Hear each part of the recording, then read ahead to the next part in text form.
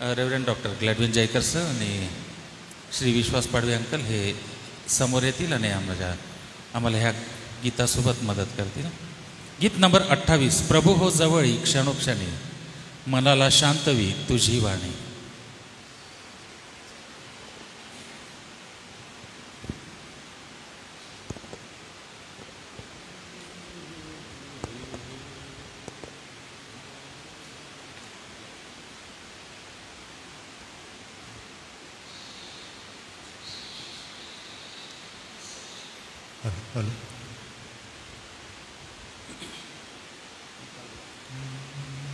प्रभु हो जवळी क्षणोक्षणी, मनाला शांतवी तुझी वाणी. साय तुझे लागे पदोपदी लागे. पहा मी साय मागे आता लागे. प्रभु तू असता एका देशी, मोहाची सत्ता तू मोडीशी. साय तुझे लागे पदोपदी लागे. पहा मी साय मागे आता लागे. तुझ जगणे जेते वाया, सुख दुःखामध्ये मी धरी पाया. साय तुझे लागे पदोपदी लागे. पहा मी साय मागे आता लागे. प्रभु तू आपुली इच्छा कळी, ती मान्य करण्या कृपा. साय तुझे लागे पदोपदी लागे. पहा मी साय मागे आता लागे. ख्रिस्ता हे विमला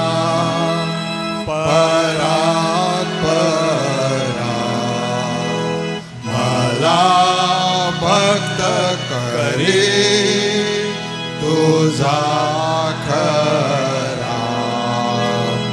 साय तुझे लागे पदोपदी लागे. पहा मी साय मागे आता लागे.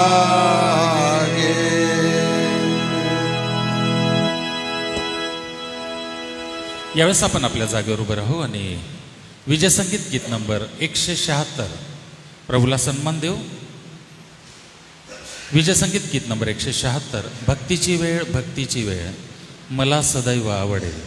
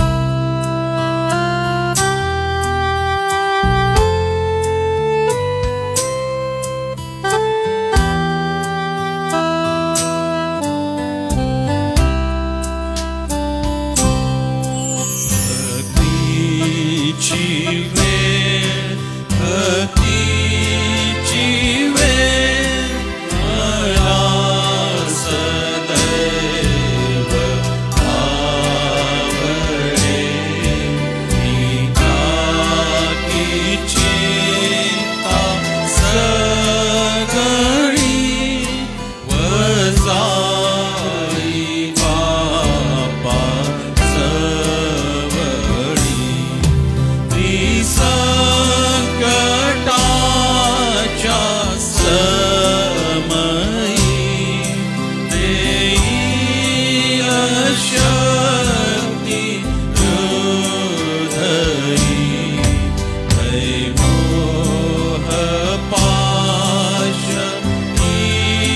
तळे अमोल्य ती भक्तीची वेळ भक्तीची वेळ भक्तीची वेळ ही गोड कैशी बनवे घरी मला ती प्रेरणा देवा मी अर्पी प्रार्थना या ठाई भाव ठेवूनी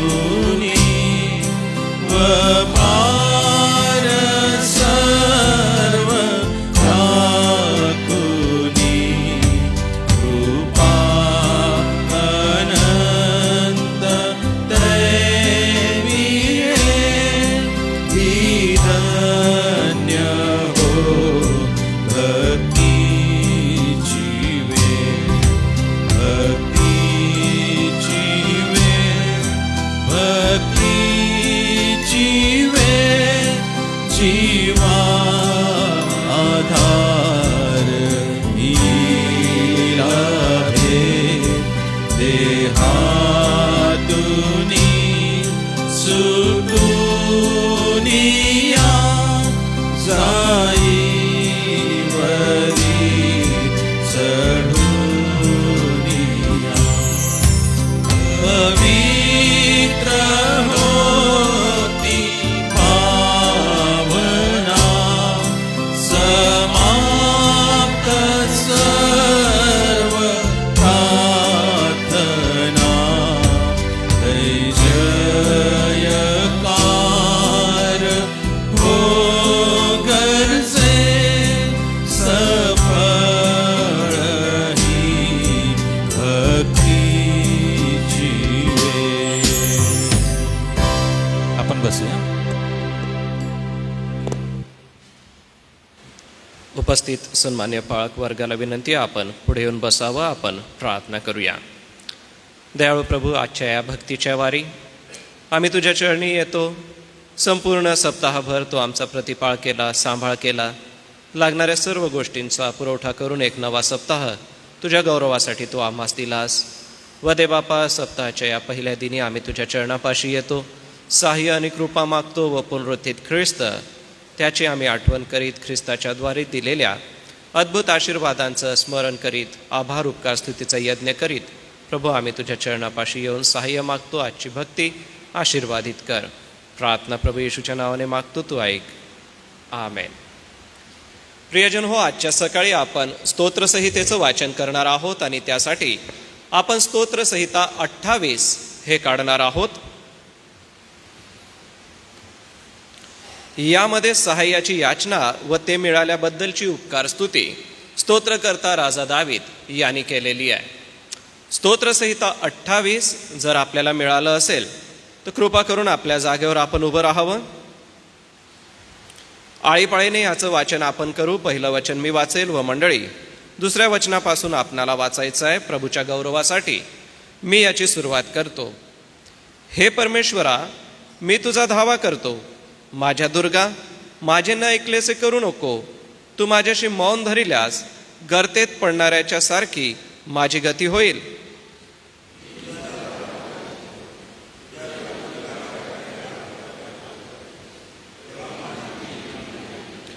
मनात कपट असून आपल्या शेजाऱ्याशी स्नेहभावाने बोलणारे असे दुर्जन व दुष्कर्मी यांच्याबरोबर मला ओढून नेऊ नको.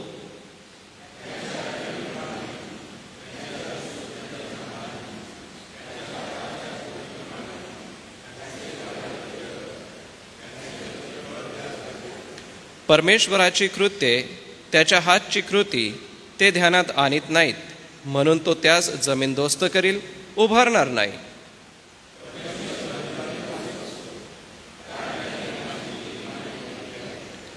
परमेश्वर माझे सामर्थ्य व माझी ढाल आहे. त्याच्यावर मी अंतःकरणपूर्वक भाव ठेविला आणि मी सहाय्य पावलो. म्हणून माझे हृदय उल्हासते. मी गीत गाऊन त्याचे स्तवन करीन.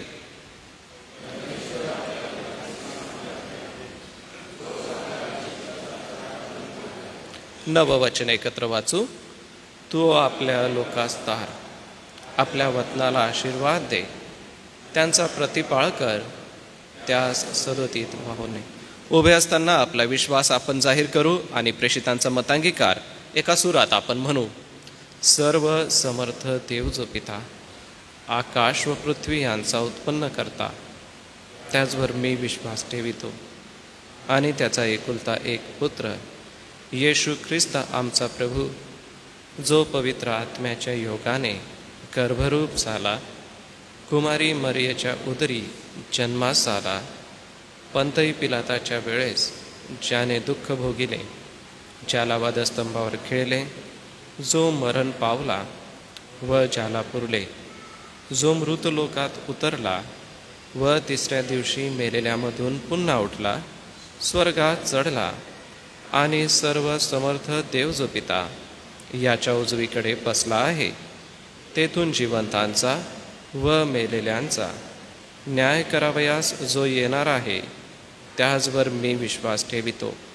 पवित्र आत्मा, पवित्र सार्वत्रिक मंडळी, पवित्र जनांचा सहभागीपणा, पापांची क्षमा, देहाचे पुनरुत्थान आणि सार्वकालिक जीवन, याविषयी मी विश्वास धरितो.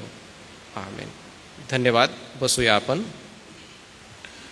प्रियजन हो, आम्ही नित्य मध्यस्थी प्रार्थना करीत आहोत आणि आमचा विश्वास आहे की प्रभुदेव बाप आमच्या प्रार्थना ऐकून आम्हास उत्तर देत आहे. आजारी प्रियांची आपण आठवण करूया. यासोबतच SAMच्या या संपूर्ण सेवा कार्याला आम्ही प्रभूच्या हातामध्ये सोपवीत. आपल्या प्रिय मंडळ्या, आपल्या प्रिय शाळा आणि वसतिगृह या सगळ्यांसाठी नित्यनेमाने प्रभूकडे मागत आहोत आणि देवबाप आपली कृपा, आपला वरदहस्त आमच्यावरती करत आहे. त्यासाठी उपकाराची, आभाराची आणि मध्यस्थीची प्रार्थना आपण करूया. आजच्या सकाळी आम्ही विशेष प्रार्थना करणार आहोत सन्मान्य श्री दिलीप नाईक साहेब यांच्यासाठी. त्यांचं एन्जिओग्राफी, एन्जिओप्लास्टीचं ऑपरेशन झालेलं आहे. तर प्रभुदेव बाप दिलीप नाईक साहेबांना आपलं आरोग्य देव. सोबतच ममताबाई डलगे यांची आज प्रार्थनेत आठवण करूया. प्रभुदेव बाप त्यांना चांगलं आरोग्य देव, आपली कृपा पुरवो. यासोबतच रुही माने हिच्यासाठी आपण प्रार्थना करूया. प्रभुदेव बाप या लहान कन्येला आपलं आरोग्य देव. मागील सप्ताहामध्ये धानोरा या ठिकाणी शांताबाई महारू वसावे यांचं दुःखद निधन झालं. प्रभुदेव बाप वसावे कुटुंबियांना शांती देव आणि पवित्र आत्म्याची कृपा, अनुग्रह त्यांना देव. आपण सर्व मंडळी या सर्व प्रार्थना विनंत्या घेऊन प्रार्थना करणार आहोत. सगळ्यांच्या वतीने मी प्रार्थना करतो. हे आमच्या दयाळू प्रभू परमेश्वरा, आम्ही आभार मानतो कारण की तू भक्तीचा वार, भक्तीचा समय आम्हास दिलेला आहे. प्रभू, तू इस्रायलाच्या स्तवनात वसणारा परमेश्वर आहे. दयाळू देवबापा, तुला हाक मारल्यानंतर तू उत्तर देतोस. प्रभू, तू हिरव्यागार कुरणात बसवणारा, संत पाण्यावर घेऊन जाणारा असा आमचा दयाळू परमेश्वर आहे. देवबापा, तुझं वचनाचं अहोरात्र मनन करणाऱ्यांना तू धन्यतेचा आशीर्वाद देतोस आणि पाण्याच्या प्रवाहाजवळ लावून तू त्यांना हंगामी फळ देण्यासाठी प्रज्वलित करत असतोस. दयाळू प्रभू, आम्ही सर्व विश्वासणारे पुन्हा एक वार संपूर्ण मंडळी म्हणून तुझ्या चरणापाशी आलेलो आहोत. तुझी कृपा आणि तुझा अनुग्रह आम्ही मागतो. प्रभू, आम्ही नित्यनेमाने तुझ्याकडे मध्यस्थ्या करीत आहोत, रथबदल्या प्रार्थना आणि विनंत्या करीत आहोत. आमच्या विनंत्यांचे, प्रार्थनेचे विषय प्रभू तुझ्यासमोर सादर आहेत. प्रभू, जसं एक लेकरू आपल्या बापाकडे मागतं तसं प्रभू आम्ही तुझ्याकडे मागतो, कारण तू आम्हाला कृपेने आपल्या पंखाच्या छायेखाली घेणारा असा परमेश्वर आहे. स्तोत्रकर्ता म्हणतो की तुम्ही माझ्याबरोबर गीत गायन करा, माझ्याबरोबर परमेश्वराची महती वर्णन करा. एवढंच नव्हे तर जे स्तोत्र आम्ही वाचलं त्या स्तोत्राचा आशय आमच्यासमोर हाच आहे की प्रभू, तू सहाय्यासाठी नेहमीच सिद्ध असणारा असा आमचा परमेश्वर आहे. प्रभू, SAMच्या या संपूर्ण सेवा कार्यामध्ये तू नेहमीच आमच्यासोबत आहे, आम्हाला लागणारी कृपा पुरवित आहे. यासाठी आम्ही आभार मानतो. आमच्या मान्य अध्यक्षा, आमचे मान्य कार्यकारी संचालक, आमच्या संस्थेचे सर्व विश्वस्त, हे दयाळू परमेश्वर पित्या, या सर्व पदाधिकारी वर्गांसाठी आम्ही आभार मानतो. कारण की प्रभू देवबापा, तू त्यांना सुबुद्धी दिलीस, शहाणपण देत आहे. एवढंच नव्हे तर विविध प्रोजेक्ट्स जे येत्या दिवसांमध्ये आहे व आता सध्या होत आहे, ते सर्व देवबापा सिद्धीस जात आहेत. यासाठी आम्ही उपकार स्तुती करतो व या संपूर्ण कार्याच्या द्वारे येणाऱ्या पिढीसाठी, येणाऱ्या दिवसांसाठी एक चांगला ठेवा ठेवला जाणार आहे. म्हणून देवबापा आमच्या पदाधिकारी वर्गांना तुझी कृपा दे. काम पुष्कळ आहे, धावपळ पुष्कळ आहे, व्यवस्थापन खूप मोठं आहे, परंतु देवबापा तू आम्हाला जो पवित्र आत्मा दिला तो ज्ञानाचा आहे आणि तो ज्ञानाचा आता आम्हाला ज्ञान देतो. आमची प्रार्थना आहे तुझ्या पवित्र आत्म्याचा वरदहस्त आमच्या सर्व पदाधिकारी वर्गांवरती असू दे, संस्थेच्या विश्वस्तांवरती असू दे, यासाठी की देवबापा येथवर तू आमचा पाठीराखा झाला, येथून पुढे देखील हो व अनेकांचं कल्याण होण्यासाठी, अनेकांना प्रभू येशू ख्रिस्त समजण्यासाठी व तुझे वार्ता अनेकांपर्यंत पोचण्यासाठी ज्या ज्या सेवेच्या माध्यमांना तू दिलं, मग ती वसतिगृह, शाळा, चर्चेस आणि सामाजिक काम, देवबापा ह्या सर्वस्वाच्याद्वारे आमच्या सर्व पदाधिकारी वर्गांना तू अनुग्रहाने भरून टाकावं असं तू होऊ दे. सोबतच दयाळू देवबापा प्रिय मंडळे आहेत, मंडळांचे पाळक वर्ग, सुवार्तिक वर्ग, मंडळांचे अध्यक्ष, खजिनदार आणि सचिव, महिला मंडळ, तरुण संघ, संडे स्कूलचे शिक्षक आणि विद्यार्थी, देवबापा आमची प्रार्थना आहे या सर्व कार्यासाठी. महिला मंडळामध्ये 2-7 मालिकेच्या द्वारे अध्ययन आहे. सोबतच देवबापा संडे स्कूलमध्ये जे आमची प्रिय लेकरं आहेत, येत्या पिढीमध्ये ही लेकरं देवबापा विश्वासामध्ये मजबूत होतील हा आमचा विश्वास आहे. आणि म्हणूनच देवबापा आमच्या प्रत्येक मंडळ्या वचनामध्ये मुळावलेल्या, स्थिर झालेल्या व कसल्याही प्रकारच्या खोट्या शिक्षणाला बळी न पडता विश्वासामध्ये मजबूत असाव्या. यासाठी देवबापा आमच्या सर्व मंडळ्या तू आशीर्वादाने भरून टाक. तुझ्या पवित्र वचनाचा वरदहस्त प्रत्येक मंडळीतल्या प्रत्येक सभासदांवरती तू ठेवावास अशी विनंती करतो. सोबतच देवबापा आमच्या प्रिय शाळा आहेत, शाळेचे सर्व प्राचार्य, सर्व पर्यवेक्षक, सर्व शिक्षक आणि शिक्षकेतर कर्मचारी, प्रिय प्रभू आम्ही तुला धन्यवाद देतो. या दिवसांमध्ये पावसाळी अनेक खेळ आहेत, सोबतच वृक्षारोपण आहे, विविध माध्यमांच्याद्वारे आमच्या विद्यार्थ्यांनी मिळवलेलं यश आहे. देवबापा हे व्यवस्थापन खूप मोठं आहे. ते करीत असताना आमच्या सर्व प्राचार्यांना, पर्यवेक्षकांना तुझी कृपा आणि तुझा अनुग्रह दे.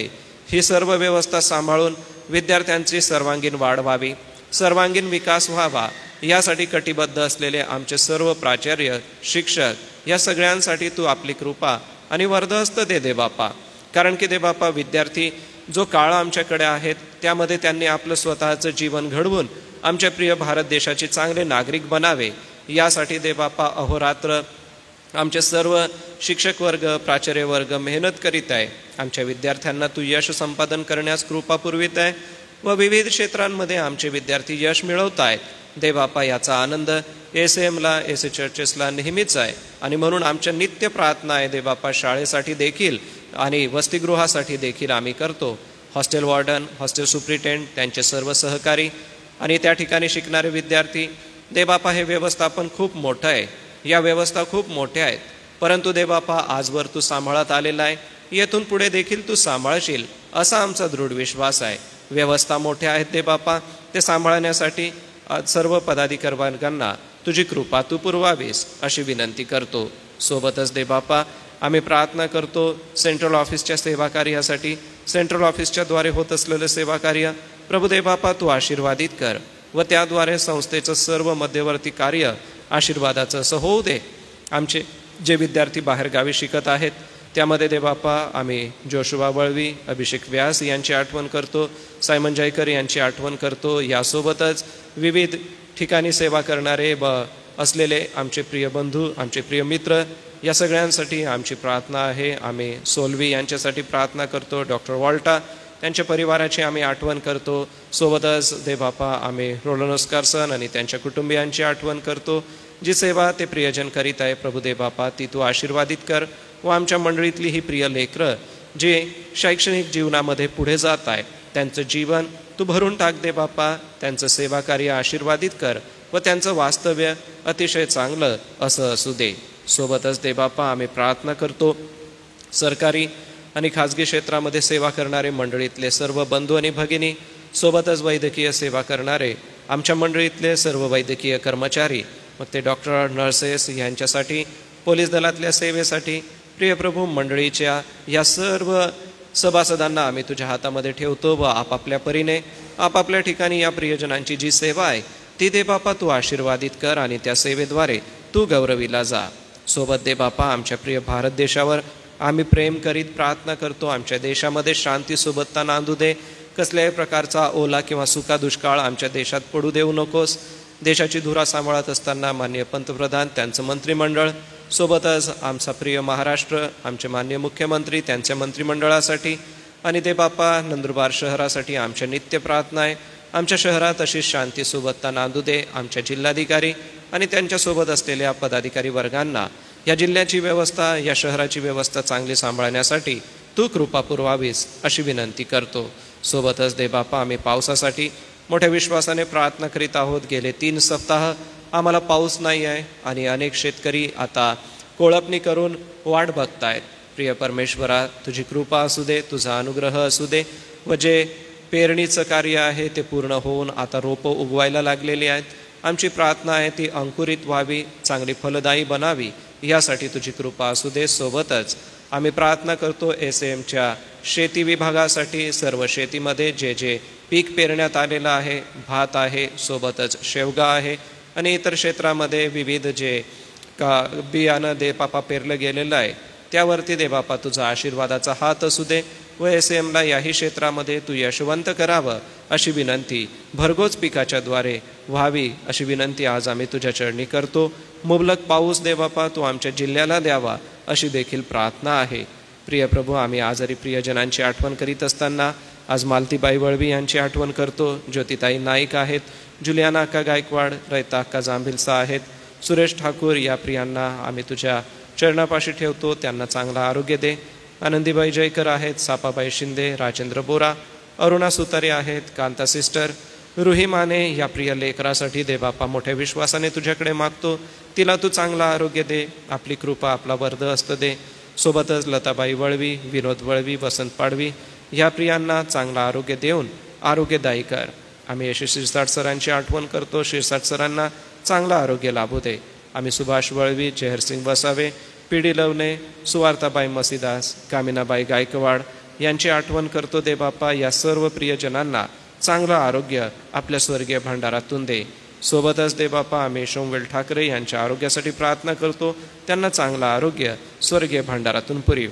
आज दे बापा आम्ही श्री दिलीप नाईक साहेब यांची आठवण करतो. दे बापा ज्या छोट्याशा ऑपरेशनमधून त्यांना जावं लागलं, त्यामधून तू त्यांना शक्ती दे, बळ दे. पुन्हा आपली दैनंदिन कामं करण्यासाठी तू त्यांना सिद्ध कर. प्रार्थना करतो दे बापा सेवेची जी धावपळ आहे, जे त्यांचं कामकाज आहे, समाजाप्रती दे बापा नेहमीच ते अग्रेसर आहेत. आमची प्रार्थना आहे तू त्यांना आपली कृपा दे, अनुग्रह दे. आमचं शरीर हे तू बनवलंस पित्या, त्यातील प्रत्येक अवयव तुला ठाऊक आहे आणि म्हणून दे बापा जो औषध उपचार त्यांच्यावरती झालेला आहे त्यामध्ये तू त्यांना सर्व शरीराची झीज भरून निघून पुन्हा आपले दैनंदिन सर्व कामं करण्यासाठी सिद्ध करावं, यासाठी दे बापा आज मंडळी म्हणून आम्ही प्रार्थना करत आहोत. सोबतच आम्ही ममताबाई डलगे यांच्या आरोग्यासाठी प्रार्थना करतो. जो उपचार त्यांचा चाललेला आहे प्रभू, त्यावरती तू गुण येऊ दे, आपली कृपा दे, आपला अनुग्रह दे व ममताबाई डलगेंना चांगलं आरोग्य तू द्यावं अशी विनंती करतो. सोबतच आम्ही रयता अक्का जांभिलसा यांची आठवण करतो. श्री PD लवणे यांची आठवण करतो. सुशी अक्का आहेत, रेव्हरंड DM पाटील पाळकसाहेब आहेत. सोबतच देबापा जुलियाना अक्का गायकवाड आहेत. देबापा या सर्व प्रियजनांना चांगलं आरोग्य तू द्यावं असं पुन्हा एक वार देबाप तुझ्या चरणी आम्ही सहाय्य मागतो. सोबतच देबापा मंडळीतल्या वडील प्रियांसाठी आम्ही प्रार्थना करीत असताना नलिनीबाई मोजेस, आनंदीबाई पवार, सुप्रभाबाई नाथानी, रेव्हरंड DM पाटील पाळकसाहेब, सुशी अक्का आहेत, पद्माबाई साळवे, सोबतच दुर्गाबाई वळवी, कौशल्याबाई सोनेरी, लवणे आंटी आहेत, चांदेकर सिस्टर आहेत. या सर्व प्रियांसाठी आरोग्याची कृपा मागतो. देबापा तुझा अनुग्रह दे व मंडळीत अजून जे वृद्ध आहेत त्यांना देखील आपली कृपा पुरीव. पाणी पावसाच्या या दिवसात प्रत्येकाला चांगलं आरोग्य असू दे. सोबतच देबापा आज सकाळी आम्ही अर्जुन हटकर यांची आठवण करतो. त्यांना चांगलं आरोग्य आपल्या स्वर्गीय भांडारातून दे. जे औषधोपचार त्यांचा होत आहे देबापा, वातावरणात झालेल्या या बदलांमुळे व्हायरलचं जे प्रमाण वाढलेलं आहे त्यामध्ये तू अर्जुन हटकर यांना आरोग्य द्यावं अशी विनंती करतो. सोबतच देबापा आमच्या मंडळीत सर्दी, खोकला, तापाने अनेक प्रियजन आजारी आहेत कारण की वातावरण बदललं आहे. यामध्ये आमच्या मंडळीतल्या प्रत्येकाला चांगलं आरोग्य तू द्यावं अशी विनंती करतो. सोबत देबापा गेल्या सप्ताहामध्ये शांताबाई महारू वसावे यांच्या जाण्याने वसावे कुटुंबियांमध्ये जे दुःख झालं आहे, नंदुरबार मंडळी त्यामध्ये सांत्वनाची प्रार्थना करीत त्यांच्यासाठी सहाय्य मागते आणि प्रार्थना करते, कारण की प्रभू पुनरुत्थानाची धन्य आशा आहे आणि या पुनरुत्थानाच्या आशेवर आम्ही विश्वास बाळगून आहोत. तुझी कृपा असू दे, तुझा अनुग्रह दे व परिवाराचं सांत्वन तू कर. सोबतच दे बापा, आज आम्ही सन्माननीय रेव्हरेंड चेश पठारे पाळकसाहेब यांच्याकडून तुझं वचन ऐकणार आहोत. वचनाच्या घोषणेसाठी प्रभू तू त्यांना सिद्ध कर, तयार कर. पवित्र आत्म्याकरवी जे तू त्यांच्याशी बोलला ते आम्हाला सांगत असताना तू त्यांच्या जिभेओठेला स्पर्श करून बोलण्यासाठी लागणारी शक्ती आपल्या स्वर्गीय भांडारातून पुरवावी अशी विनंती करतो. सोबतच आमचे नित्य कार्यक्रम, नित्य प्रार्थना आणि नित्य आमच्या विनंत्या प्रभू तुझ्या चरणापाशी आहे.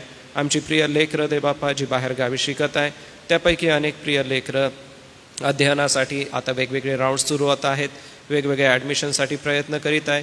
आईवडिलांच्या सोबत आम्ही मंडळी म्हणून प्रार्थना करतो. प्रत्येकाचं दे बापा चांगल्या कॉलेजला ॲडमिशन व्हावं, आमच्या मंडळीतली लेकरं शिकावीत आणि चांगली शिक्षित होऊन आमच्या मंडळीला प्रभू तू आपल्या कृपेचा वर्धहस्त द्यावा असं तू होऊ दे. यासोबतच दे बापा आमच्या सर्व प्रार्थना तुझ्या चरणी असू दे. ही प्रार्थना तारणाऱ्या प्रभू येशूच्या गोड आणि सुमधुर नावात केली म्हणून तो ऐक. आमेन. यावेळेला वेळ आहे दानार्पणाची. यासाठी क्वायर आपण पुढे यावत, दानार्पणाचं गीत गायन करावं आणि हे गीत होत असताना आणलेलं दान आपण मंडळी दानार्पण करूया.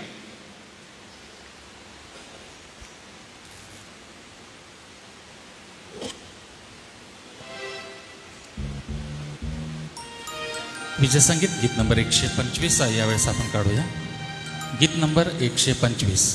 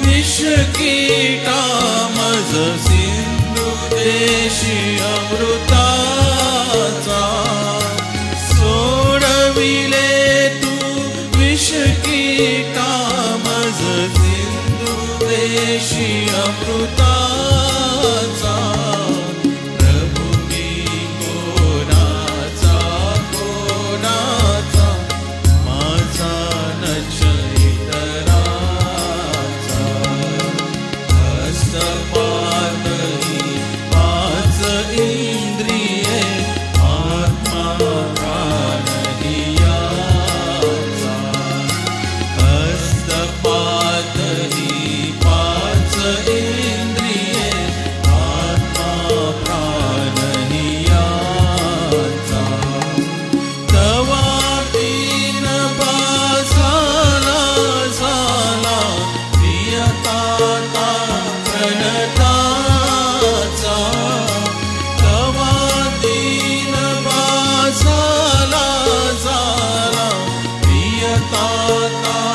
रक्ताचा प्रभू मी कोणाचा कोणाचा माझा नच इतरांचा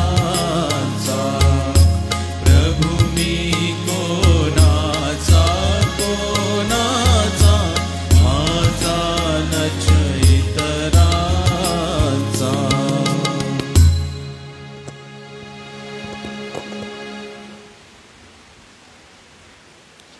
आजच्या या दानार्पणासोबत ज्या प्रियाचे वाढदिवस आहे आपण सुचवू शकता, सांगू शकता, आपणासाठी प्रार्थना करण्यात येईल. आज ज्यांचे वाढदिवस आहे त्यापैकी प्रेमलता वळवी, सुषमा मोरे, करुणा जयकर, आकाश व्यास, सोमवारी सुधीर साने, सुजाता वळवी, मंगळवारी वेलांती कोतक, रोशन सुनील गावित, बुधवारी मोनिका पाटील, विनीता जाधव, राणी पिंपळेकर यंगड, किरण गार्डनर, अर्चना वळवी, गुरुवारी स्वागत मावची, शुक्रवारी शालेमा व्यास, नुरजी मावची, शनिवारी यश सिरसाट सर, वंदना गायकवाड, संतोष वळवी आणि आकाश जावरे या प्रियजनांचे वाढदिवस आहे. मंडळीच्या वतीने आपणाला शुभेच्छा. 3 तारखेला जॉय गायकवाड यांचा देखील वाढदिवस आहे. आपण त्यांची प्रार्थनेत आठवण करूया.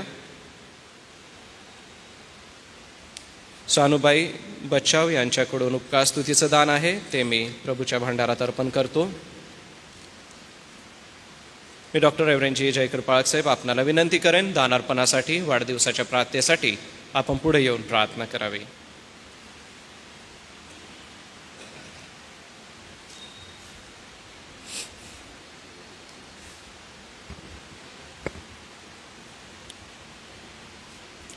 अतिथोर परमप्रिय स्वर्गीय कृपाळू मंदक्रोध व क्षमाशील आमच्या पवित्र देव बापा, राजांच्या राजा, प्रभूंच्या प्रभू, सर्वज्ञानी, सर्वव्यापी व सर्वशक्तिमान असा जो तू एकमेव परमेश्वर, जो तू आपल्या सिंहासनावर आरूढ आहेस, युगानुयुग तुझं राज्य आहे, सर्व विश्व तुझ्या अधिकारात आहेत आणि तू आम्हाला या पृथ्वीवर असणाऱ्या मानवजातीला ज्या गोष्टींची आवश्यकता आहे त्यांची तू तरतूद करून तू आमची काळजी वाहतोस देवबापा. याबद्दल आम्ही तुझा धन्यवाद करतो. विशेषतः प्रभू येशू ख्रिस्ताच्याद्वारे जो तुझा कळप, जी तुझ्या राज्याची प्रजा, जे तुझे लोक आहेत त्या तुझ्या मंडळीचा तू सर्व प्रकारे सांभाळ करून त्यांना तू आपल्या कृपेने सिंचित करतोस, त्यांच्या गरजा योग्य भागवतोस, तू प्रीती करतोस. याबद्दल आम्ही तुझा धन्यवाद करतो. या तुझ्या प्रिय मंडळीने जे त्यांनी मिळवलं, जे तू त्यांना दिलं, जो आशीर्वाद प्राप्त झाला, त्या मोबदल्यामध्ये तुझी उपकार मानण्यासाठी ही जी देण्याची सेवा त्यांनी केली आहे देवबापा, ती मान्य कर, ती तू पवित्र कर, बहुगुणित कर. हिच्याद्वारे तुझा मनोदय सिद्धी जाऊ दे, मंडळीची वाढ होऊ दे, गोरगरिबांची सेवा होऊ दे, तुझ्या दासांच्या गरजा भागवल्या जाऊ दे.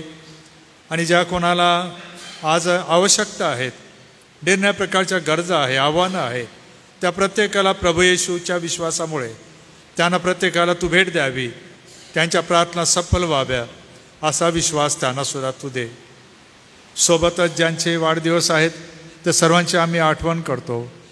प्रेमलता आहे, सुषमा आहेत, करुणा, आकाश, सुधीर, सुजाता, वेलांती आहे, रोशन, मोनिका, विनीता, राणी पिंपळेकर, किरण आंटी, अर्चना, स्वागत, शालेमा, नुरजी आणि सिरसाट सर, वंदना गायकवाड, संतोष वळवी, आकाश जावरे आणि असे असंख्य आहेत. त्यांच्याबरोबर तू राहा, त्यांना तुझ्या हातात सुरक्षित ठेव. येशू ख्रिस्ताच्या ज्ञानाचा व ओळखीचा आत्मा त्या प्रत्येकाला तू दे आणि ह्या वर्षामध्ये त्यांना सर्व प्रकारच्या धोक्यापासून, वाईटापासून, नाशापासून वाचव अशी आम्ही तुला विनंती करतो. सोबत आम्ही आपल्या स्वतःला या दानासह सोपवितो. तुझी इच्छा आमच्या जीवनात पूर्ण होऊ दे आणि तू गौरविला जा. आमची प्रार्थना ऐक दे बापा, येशू ख्रिस्त आमचा प्रभू याच्या नावाने, आमेन.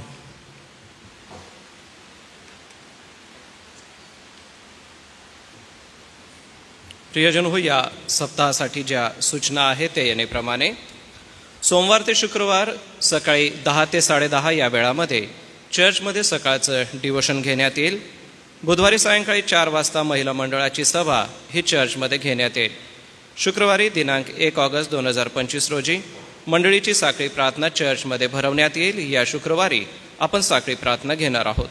शनिवारी सायंकाळी 6:30 वाजता तरुण संघ चर्चमध्ये भरवण्यात येईल.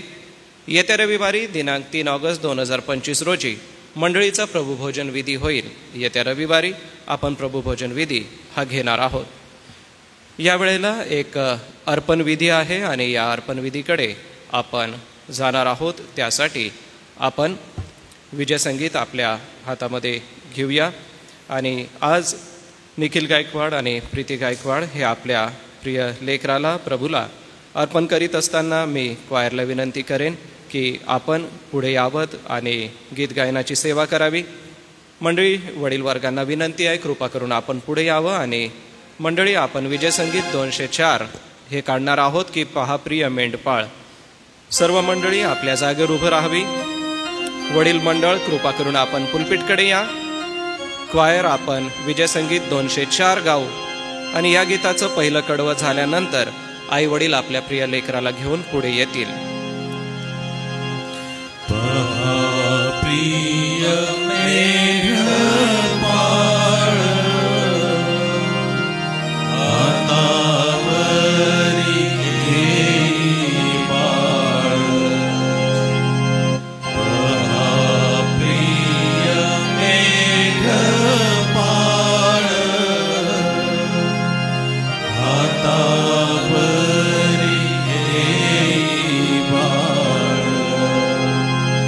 हातावरी घेई बाळ, हातावरी घेई बाळ, हातावरी घेई बाळ.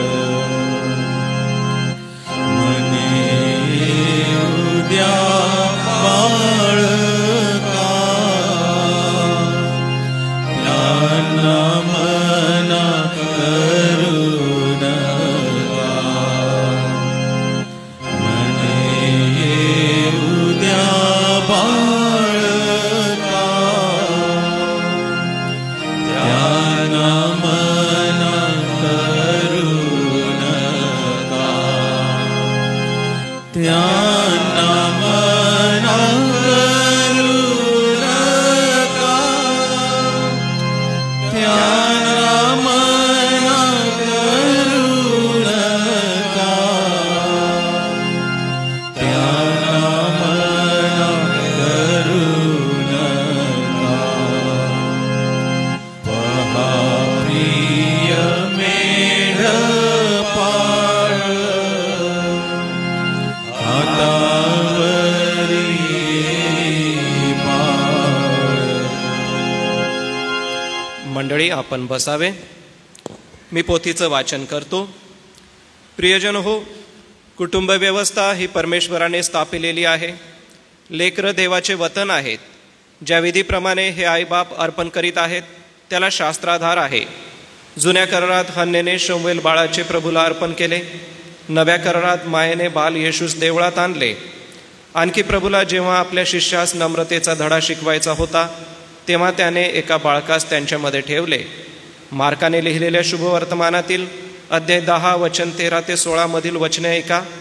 लोकांनी त्याचकडे बाळकास आणले यासाठी की त्याने त्यास स्पर्श करावा, परंतु शिष्यांनी आणणाऱ्यास दटाविले. ते पाहून येशूला फार वाईट वाटले आणि तो त्यास म्हणाला, बाळकास माझ्याजवळ येऊ द्या, त्यास मना करू नका, कारण देवाचे राज्य असल्यांचेच आहे. मी तुम्हाला खचित सांगतो, जो कोणी बाळकासारखा होऊन देवाच्या राज्याचा स्वीकार करणार नाही त्याचा त्यात प्रवेश होणार नाही. तेव्हा त्याने त्यास कवटाळून व त्याचवर हात ठेवून त्यास आशीर्वाद दिला. ही मातापित्रे या गंभीर विधीच्या अनुकरणाकडून आपली बालके देवाची आहेत असे दर्शवितात आणि त्याच्या सेवेसाठी व त्याच्या गौरवासाठी त्यांना बोध आणि शिक्षण देण्याकरिता त्याच्याकडून हे मौल्यवान जीव पवित्र ठेव म्हणून आपण परत प्राप्त करून घ्यावे असे इच्छितात. या मातापित्यांना मी काही प्रश्न विचारणार आहे, त्याची उत्तरं त्यांना द्यायची आहेत. हे मूल देवाच्या भयात आणि शिक्षणात तुम्ही वाढवाल असे देवासमोर व या साक्षीदारांसमोर गंभीर वचन देता काय?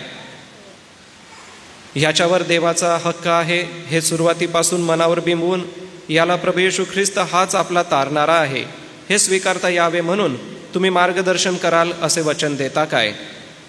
तुम्ही आईबाप तुम्हाला शक्य असेल तितके दैवी आणि योग्य प्रकारे जीवन जगून याच्यासमोर आदर्श ठेवण्याचे वचन देता काय? हे मूल देवाला त्याच्या सेवेसाठी आपण समर्पित करीत आहोत हे तुम्ही गंभीरपणे कबूल करता काय? तुम्ही ह्याच्यावर व ह्याच्यासोबत प्रार्थना कराल काय? पवित्र शास्त्रातील तत्वे व सत्ये तुम्ही याला शिकवाल काय? देवाचे वचन वाचण्यास, प्रार्थना करण्यास आणि शुद्ध जीवन जगण्यास तुम्ही याला शिकवाल काय? तुमच्या जीवनात याला ख्रिस्त दिसावा म्हणून याच्यासमोर तुम्ही धार्मिक जीवन जगाल काय? तुम्हाला जितके शक्य असेल तितके करून तुमच्या कुवतीप्रमाणे व ज्ञानाप्रमाणे देवाच्या साहाय्याने याला प्रभू येशू ख्रिस्ताची माहिती आणि त्यावरील विश्वास समजावा म्हणून तुम्ही सर्व काही कराल काय? या बालकाचं नाव जॉय असं ठेवण्यात येत आहे. मी मंडळी आपणाला पुन्हा विनंती करेन की आपण आपल्या जागेवर उभं राहावं आणि वडील मंडळाला माझी विनंती आहे आपण आपला उजवा हात या बाळकाकडे करावा आणि त्या बाळकाकडे केलेला असताना मी माननीय रेव्हरेंड जे.एच. पठारे पाळक साहेब आपणाला विनंती करणार आहे की आपण या बाळकासाठी एक विशेष प्रार्थना करावी.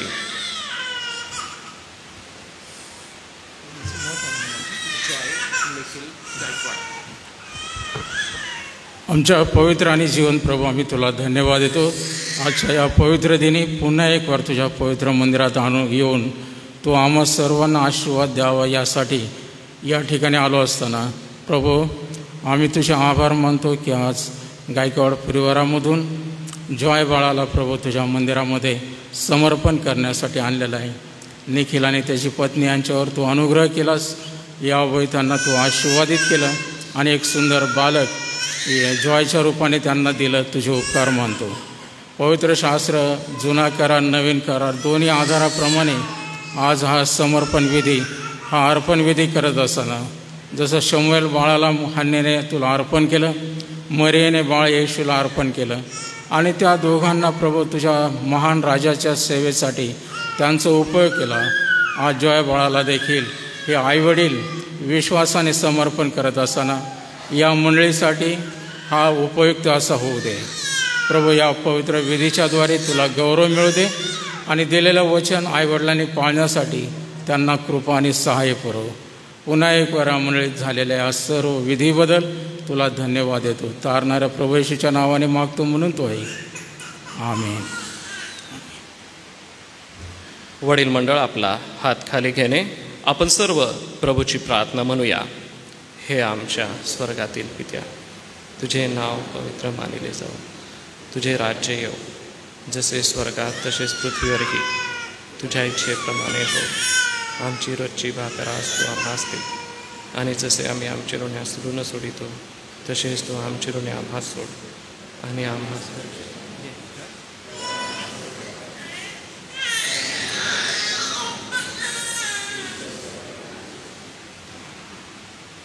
जॉय बाळ, पिता पुत्र आणि पवित्र आत्म्याच्या नावाने मी तुझे देवाला समर्पण करतो. पवित्र आत्म्याच्या कृपाळू प्रभावाखाली तुझे बालजीवन जोपासले जाओ व परिपक्व बनो.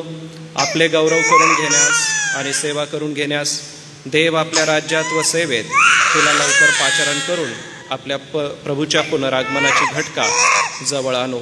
आता आपल्या देवबापाची प्रीती, प्रभू येशू ख्रिस्ताची कृपा आणि पवित्र आत्म्याची गोड सहभागिता या बाळकाबरोबर, याच्या मातापित्यांबरोबर आणि येथे उपस्थित असलेल्या आपल्या सगळ्यांबरोबर आता आणि सदा सर्व काळ असो. आमेन. मंडळी आपण बसावे.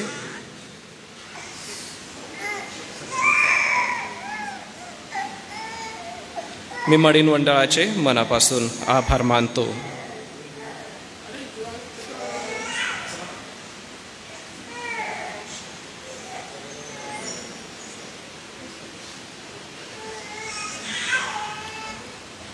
प्रियजन हो, आज वचनाची जी सेवा आहे ती सन्मान्य रेव्हरेंड जे.एच. पठारे पाळक साहेब यांच्याकडून आहे.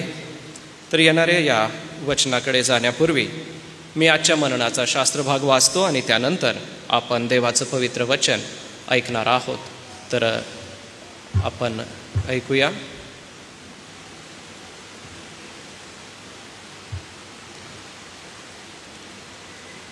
एफिस्करास पत्र माझ्यासोबत आपण काढा.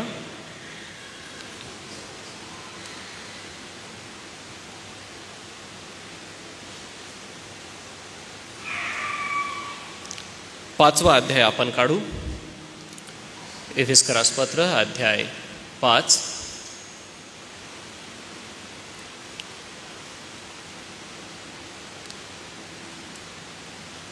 या 5व्या अध्यायात 25वं वचन कृपा करून आपण आपल्या नजरेसमोर ठेवा. या 25व्या वचनापासून पुढे मी वाचन करतो आणि संडे स्कूलची जी प्रिय लेकरं आहे ती संडे स्कूलसाठी जाऊ शकतात. संडे स्कूलची लेकरं संडे स्कूलसाठी आपण जाऊ शकता.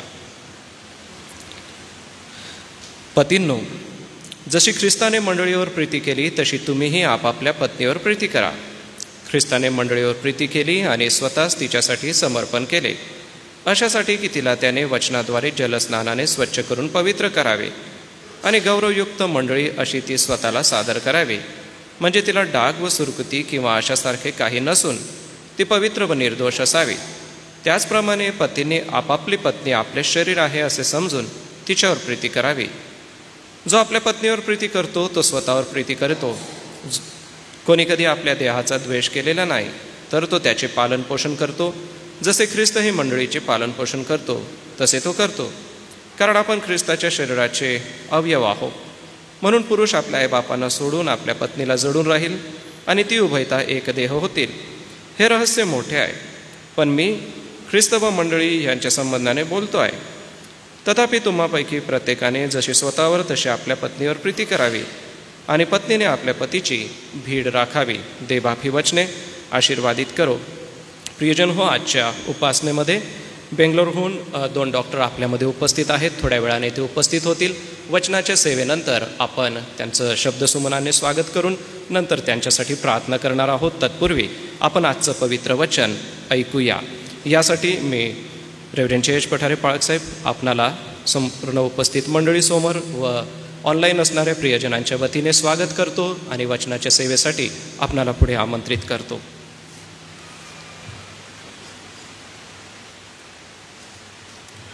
सर्वांना सलाम. आज वाचलेला जो शास्त्र भाग आहे, आपण प्रत्येक विवाहाच्या प्रसंगी हा अध्याय वाचतो आणि त्यानंतर आपण मंडळीमध्ये त्यावर कधी जास्त बोलत नाही. परंतु आज हा विषय मी घेतलेला आहे आणि त्यानुसार हा शास्त्र भाग वाचलेला आहे. त्याला लागून आणखी एक वचन आपण वाचणार आहोत. 2 कोरिंथीस पत्र याचा 11वा अध्याय आणि वचन 2. कोरिंथीस 2 पत्र याचा 11वा अध्याय आणि 2 वचन. आणि या 2 वचनामध्ये संत पौलाने लिहिलेलं आहे, कारण तुम्हाविषयीची माझी आस्था ईश्वर प्रेरित आस्था आहे. मी एका पतीबरोबर तुमचे वाग्दान केले आहे, अशा हेतूने की तुम्हाला शुद्ध कुमारी असे ख्रिस्ताला सादर करावे. परत एकदा वाचतो मी. कारण तुम्हाविषयीची माझी आस्था ईश्वर प्रेरित आस्था आहे. मी एका पतीबरोबर तुमचे वाग्दान केले आहे, अशा हेतूने की तुम्हाला शुद्ध कुमारी असे ख्रिस्ताला सादर करावे. आणि एफिस्कराच्या पत्रामध्ये संत पौलाने या वचनांमध्ये पती पत्नींचा जो जीवनक्रम आहे त्याविषयी लिहिलेला आहे. आणि मग 32व्या वचनामध्ये पौलाने म्हटलेलं आहे, हे रहस्य मोठे आहे, पण मी ख्रिस्त व मंडळी यांच्या संबंधाने बोलतो.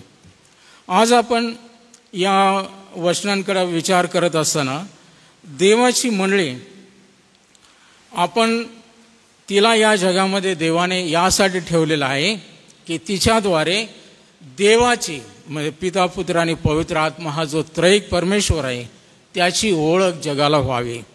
आणि या ओळखी प्रित्यर्थ जी ख्रिस्ताची मंडळी रचिली गेलेली आहे त्या मंडळीला परमेश्वराने ज्या उद्देशाने ठेवलेला आहे तो उद्देश सिद्धीत जाण्यासाठी परमेश्वराची इच्छा आहे की त्या वधूने किंवा त्या मंडळीने स्वतःला जाणून घ्यावं आपली ओळख काय आहे. आणि म्हणून आजचा विषय आहे ख्रिस्ताची वधू जी त्याची मंडळी, तिची ओळख काय आहे आणि ती ओळख पटल्याशिवाय जगाला पटवता येणार नाही. आणि म्हणून आज पवित्र शास्त्र नवीन करारामधून ही वचनं वाचलेली आहेत. अनेक रेफरन्स आहेत त्या संबंधाने, परंतु नवीन करारामध्ये मंडळीला उद्देशून किंवा मंडळीला अनेक उपमा दिलेल्या आहेत. आणि ज्या उपमा दिलेल्या आहेत त्यामध्ये महत्त्वाची जी उपमा दिलेली आहे की ती ख्रिस्ताची वधू आहे. मंडळी हे ख्रिस्ताचं शरीर आहे, मंडळी हे देवाचं मंदिर आहे. आणि मग त्या अनेक उपमांमध्ये जसं प्रभू येशू ख्रिस्ताने म्हटलं मी जगाचा प्रकाश आहे, तसे तुम्हीही जगाचा प्रकाश आहात आणि आपली ओळख आहे मी किंवा मंडळी ख्रिस्ताचा प्रकाश आहे. या पृथ्वीचं मीठ आहे, एक इमारत आहे. अशा विविध उपमा मंडळीला दिलेल्या आहेत. पुढील येणाऱ्या दिवसांमध्ये आपण जर एक एक उपमा जी ख्रिस्ताच्या मंडळीला दिलेली आहे तो आपण विषय घेऊन जर अभ्यासला, विचार केला तर फार मोठा आशीर्वाद त्यामधून आपल्याला मिळाल्याशिवाय राहणार नाही. आज ह्या विविध उपमा ज्या दिलेल्या आहेत त्यामधून पहिली आणि अति महत्त्वाची जी उपमा संत पौलाने मंडळीला दिलेली आहे की मंडळी ही ख्रिस्ताची वधू आहे.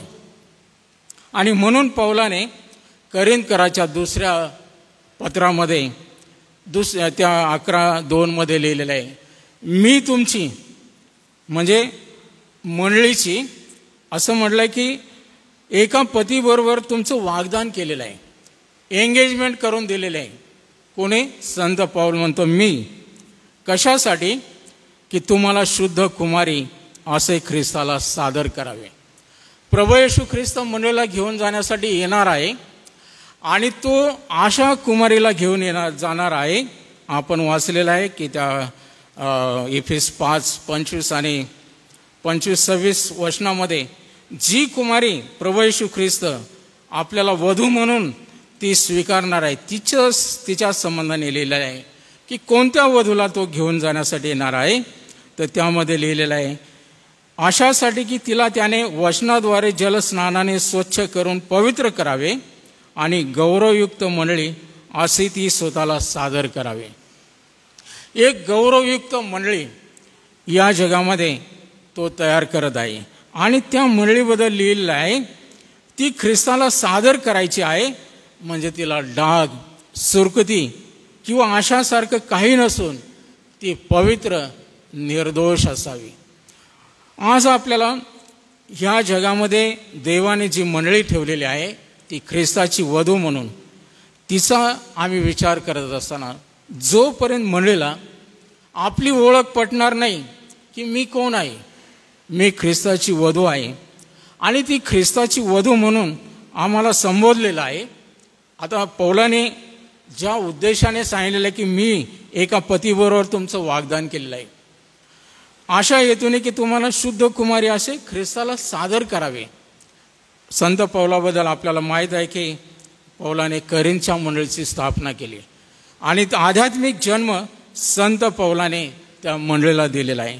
आणि म्हणून तो पौल करिंथची मंडळी तिला पित्या समान होता आणि तो पिता म्हणून, एक बाप म्हणून त्या मंडळीच्या बाबतीमध्ये त्याचं आध्यात्मिक जे कर्तव्य आहे ते त्याने पार पाडलेलं आहे. जी प्रथम सुवार्ता त्याने विदेशी लोकांमध्ये जाऊन सांगितली. असं म्हटलं की कठीण परिस्थितीमधून विदेशांकडे तो गेला कारण त्याला देवाने खास विदेशी लोकांसाठी निवडलेला प्रेषित होता. आणि मग त्या लोकांमध्ये जाऊन त्या कर्मठ अशा लोकांना हे शुभवर्तमान त्याने सांगितलं. आणि करिंथची मंडळी तिथले जे विश्वासणारे आहेत, अनेक देवी दैवतांना भजणारे लोक होते. पूजा अर्चना उपासना त्यांची भक्ती विविध प्रकारची होती. अशा सगळ्यामधून ते प्रभूकडे वळाले आणि ज्यावेळेस ते प्रभूकडे वळाले त्यावेळेस तो त्या विश्वासणाऱ्यांना माझी प्रिय मुले म्हणून संबोधतो.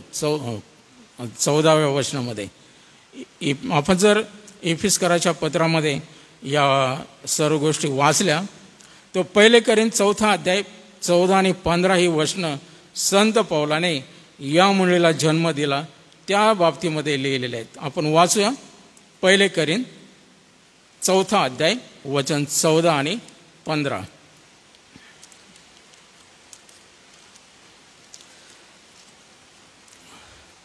तुम्हाला लाजविण्यासाठी मी हे लिहित नाही, तर माझ्या प्रिय मुलांप्रमाणे तुम्हास बोध करण्यासाठी लिहितो.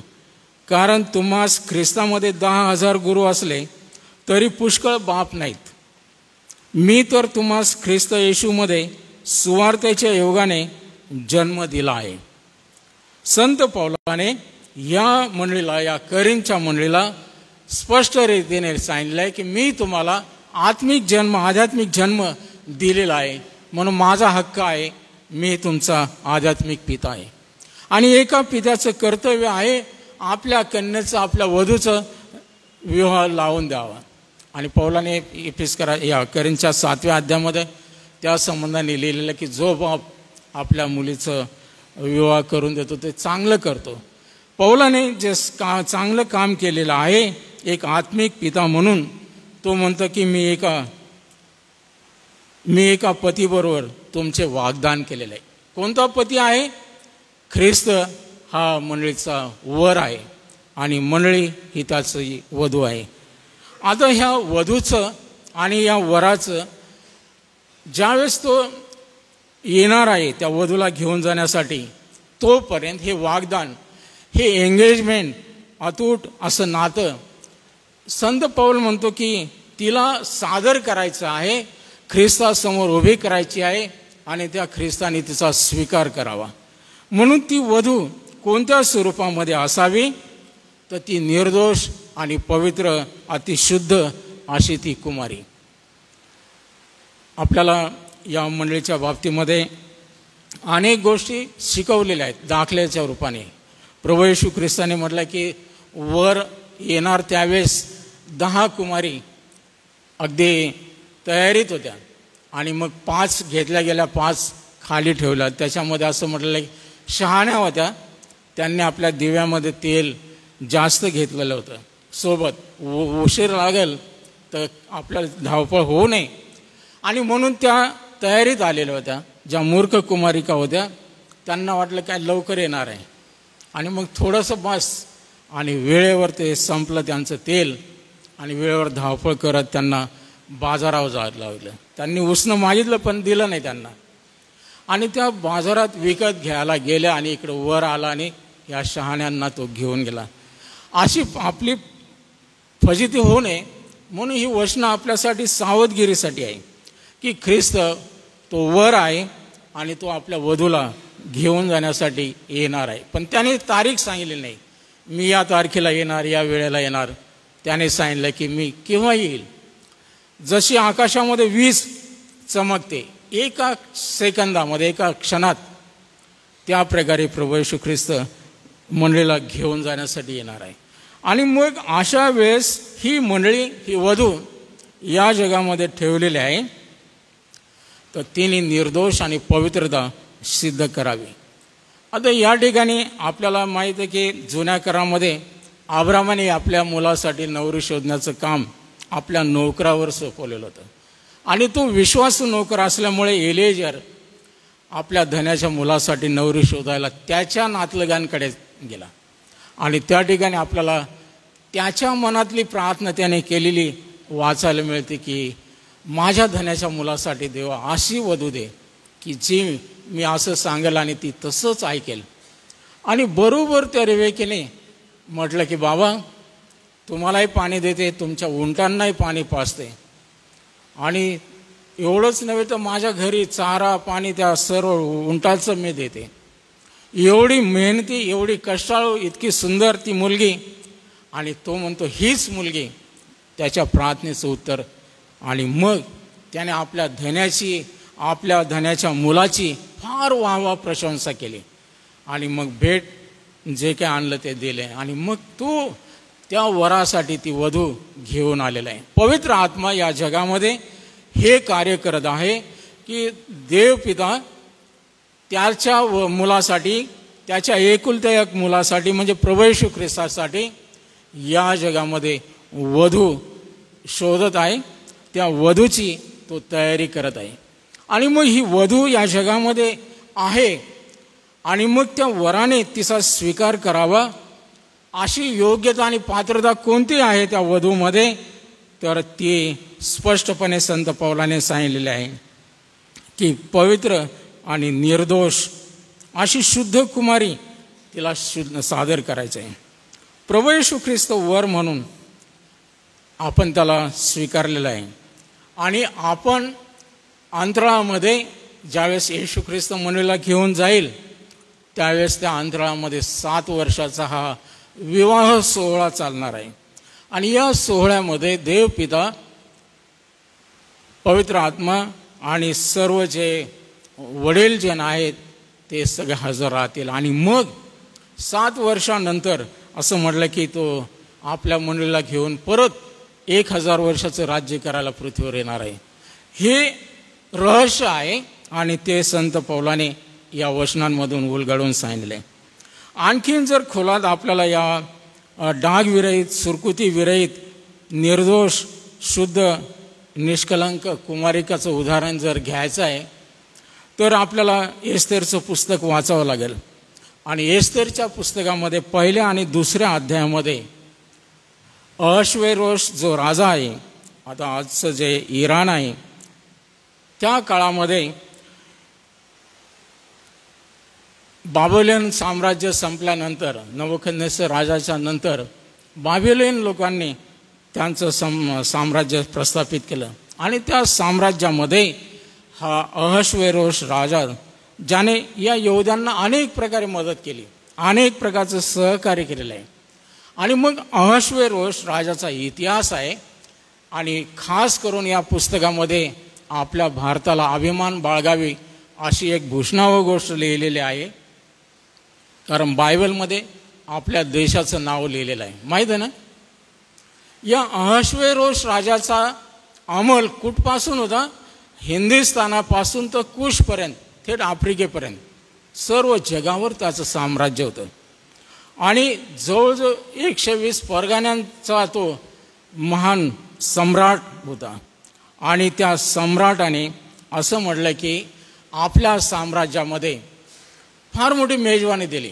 जवळजवळ 6 महिने आपलं ऐश्वर दाखवण्यासाठी सर्व मोठमोठे अधिकारी, मोठमोठे सर्व त्यांचे जे मित्रमंडळ आहेत त्यांना बोलावलं.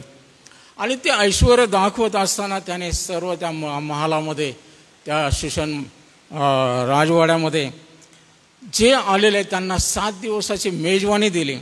आणि त्या मेजवानीमध्ये त्याची इच्छा होती की हे धन दौलत माझं हे सगळं ऐश्वर दाखवलं असताना त्याला वाटलं की माझी पट्टराणी जी आहे ती अति सुंदर आहे. आणि ती पट्टराणी जी आहे असं म्हटलं की ती अति सुंदर असल्यामुळे तिला प्रगट करण्यासाठी किंवा तिला समोर येण्यासाठी आमंत्रण केलं, निरोप पाठवला की लोकांनी पाहावी आणि तिची वाहवा करावी. परंतु आपल्याला माहीत आहे की ही वस्ती राणी अति सुंदर होती, तिच्या बाबतीमध्ये दुसरं काही लिहिलेलं नाही. परंतु तिने राजाच्या आज्ञेचा धिक्कार केला, नाकार केला, ती आली नाही. एवढं ऐश्वर, एवढा सगळ्या प्रकारचा सोहळा, एवढंच नव्हे तर ह्या वस्ती राणीने देखील स्त्रियांसाठी मोठी मेजवानी दिलेली आहे.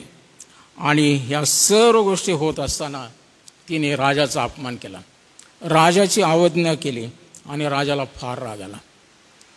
मग त्याने आपल्या राज्यातील सर्व मांत्रिक म्हणा, त्यांचे विद्वान, सर्व सरदार आणि अधिपती सगळ्यांची चौकशी केली, त्यांचा सल्ला घेतला.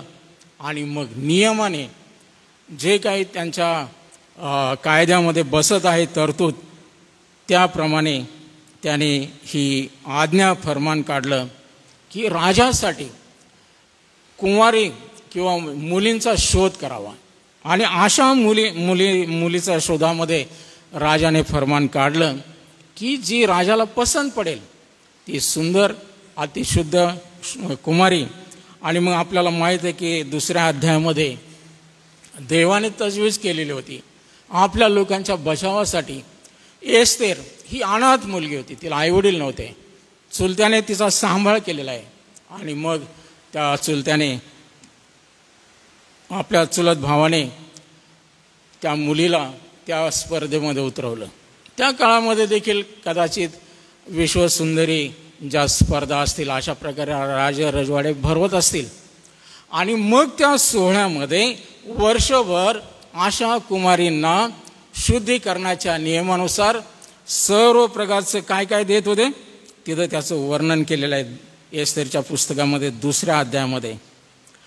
शूशन राजवाड्यामध्ये या सर्व गोष्टी घडत असताना त्या ठिकाणी जे खोजे आहेत आणि त्या खोजांच्या हाती या कुमारींना सोपवलं जात.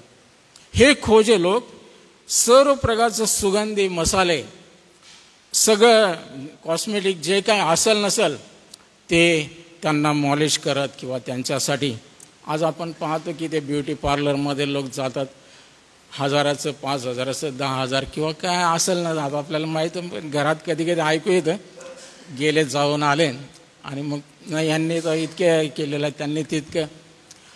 ह्या राजाने आपल्याला एक वस्ती राणीची जागा घेण्यासाठी दुसरी राणी शोधण्यासाठी ही कामगिरी सोपवली आणि त्या खोजांनी या आलेल्या सगळ्या कुमारींना सर्व काय खाणं पिणं जी काय तजवीज आहे ती त्यांनी केली.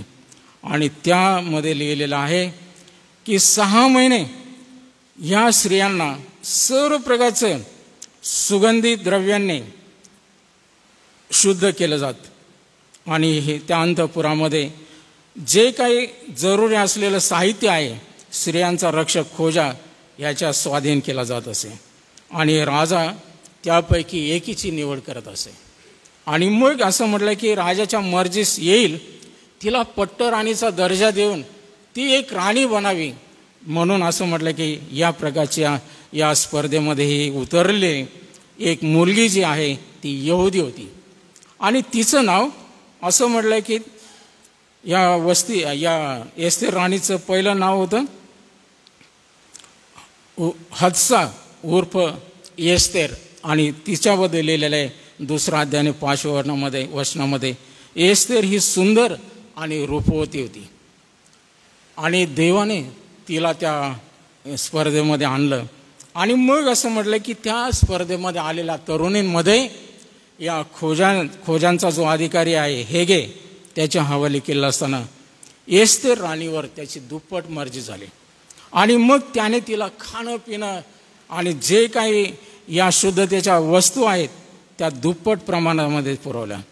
12 महिनेपर्यंत हा प्रयोग चालत. आणि मग ह्या 12 महिन्यामध्ये त्यांच्या शुद्धीकरणाची रीत म्हणजे त्यास गंधरसाचे तेल 6 महिने चोळत व सुगंधी द्रव्य 6 महिने लावीत. शिवाय इतर शुद्धतेच्या वस्तू. आता आपल्याला माहिती की राजा म्हटल्यानंतर राजवाड्यात काय महालात काही कमी आहे का.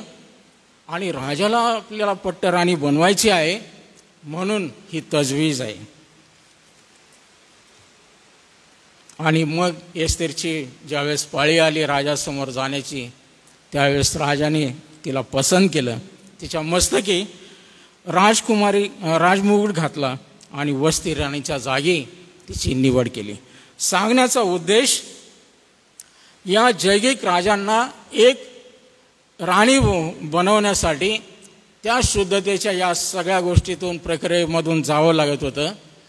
जो राजांचा राजा जो राजकुमार आमचा प्रभू येशू ख्रिस्त जो अनंतकालिक आहे असं म्हटलं की त्याची वधू किती सुंदर किती रूपवान त्याला पसंत पडावी म्हणून ती डागविरहित सुरकुती विरहित इतकी सुंदर दिसावी आणि त्या राजाने तिला स्वीकारावं ह्या उद्देशाने संत पाऊल म्हणतो मी सादर केलेले आहे. प्रियांनो आज देवाचं वचन तुम्हाला आणि मला ह्या जगामध्ये देवाचा उद्देश मंडळीच्या बाबतीमध्ये देवाने ठेवलेला आहे की वधू आहे. आमची ओळख ही आम्ही विसरू नये. मी ख्रिस्तासाठी वेगळे आहे. इतर स्त्रियांपेक्षा इतर कुमारींपेक्षा मी अलिप्त आहे वेगळे केलेले आहे. म्हणजे जगात आणि आपल्यात फरक दिसला पाहिजे. जगाने ही ओळख समजून घेतली पाहिजे. अरे ही तिची एंगेजमेंट झालेली आहे ती वागदान झालेली आहे ख्रिस्ताला, जसं मरिया योसेफाला वाग्दत्त झालेली होती, वाग्दान झालेलं होतं. आता त्या काळात ती रीत होती की लग्नाच्या आधी ते घेऊन जाऊ शकत होते. प्रभू येशू ख्रिस्त असं म्हटलं की त्या विधीसाठी, त्या सोहळ्यासाठी तो पण आपापल्याला येण्यासाठी, मंडळीला घेऊन जाण्यासाठी. पण या जगामध्ये रीतिरिवाज, याचा अर्थ राजाकडे जाण्यासाठी वर्षभर 6 महिने या सगळ्या प्रक्रिया करून त्या कुमारिकेला तयार करत होतं. आणि ह्या खोजांचा अधिकारी जो हेगे आहे, असं म्हटलं की पवित्र आत्म्याचं दर्शक आहे. एस्तेर राणी ही मंडळीचं प्रतीक आहे आणि राजा हा प्रभू येशू ख्रिस्ताचं प्रतीक. आज आम्हाला ह्या गोष्टी पाहायच्या आहेत की आमच्या प्रभू येशू ख्रिस्त जो मंडळीचा वर आहे, त्याच्यासाठी अशा वधूची शोधाशोध पवित्र आत्मा करत आहे. आणि मग पवित्र आत्मा त्या वधूला या प्रकारे तो तयार करत आहे. हे मसाले, याचा अर्थ देवाच्या वचनाची मेजवानी, तिला खाण्यापिण्याच्या गोष्टी, तिच्यावर कोणत्या प्रकारचा डाग, सुरकुती, कोणत्या प्रकारचं काही राहू नये, हे शुद्धीकरणाचं नियम ते पाळत आहेत. आज आम्ही देवाच्या वचनाप्रमाणे मंडळीसाठी पवित्र आत्मा हे कार्य करत आहे आणि त्याचं एकच काम आहे की ही ख्रिस्ताला सादर करायचे आहे. ख्रिस्ताने तिला पसंत करावी, त्याच्यासमोर तिला ठेवायचं आहे. आणि म्हणून पवित्र आत्मा आपलं कार्य मंडळीमध्ये करत आहे.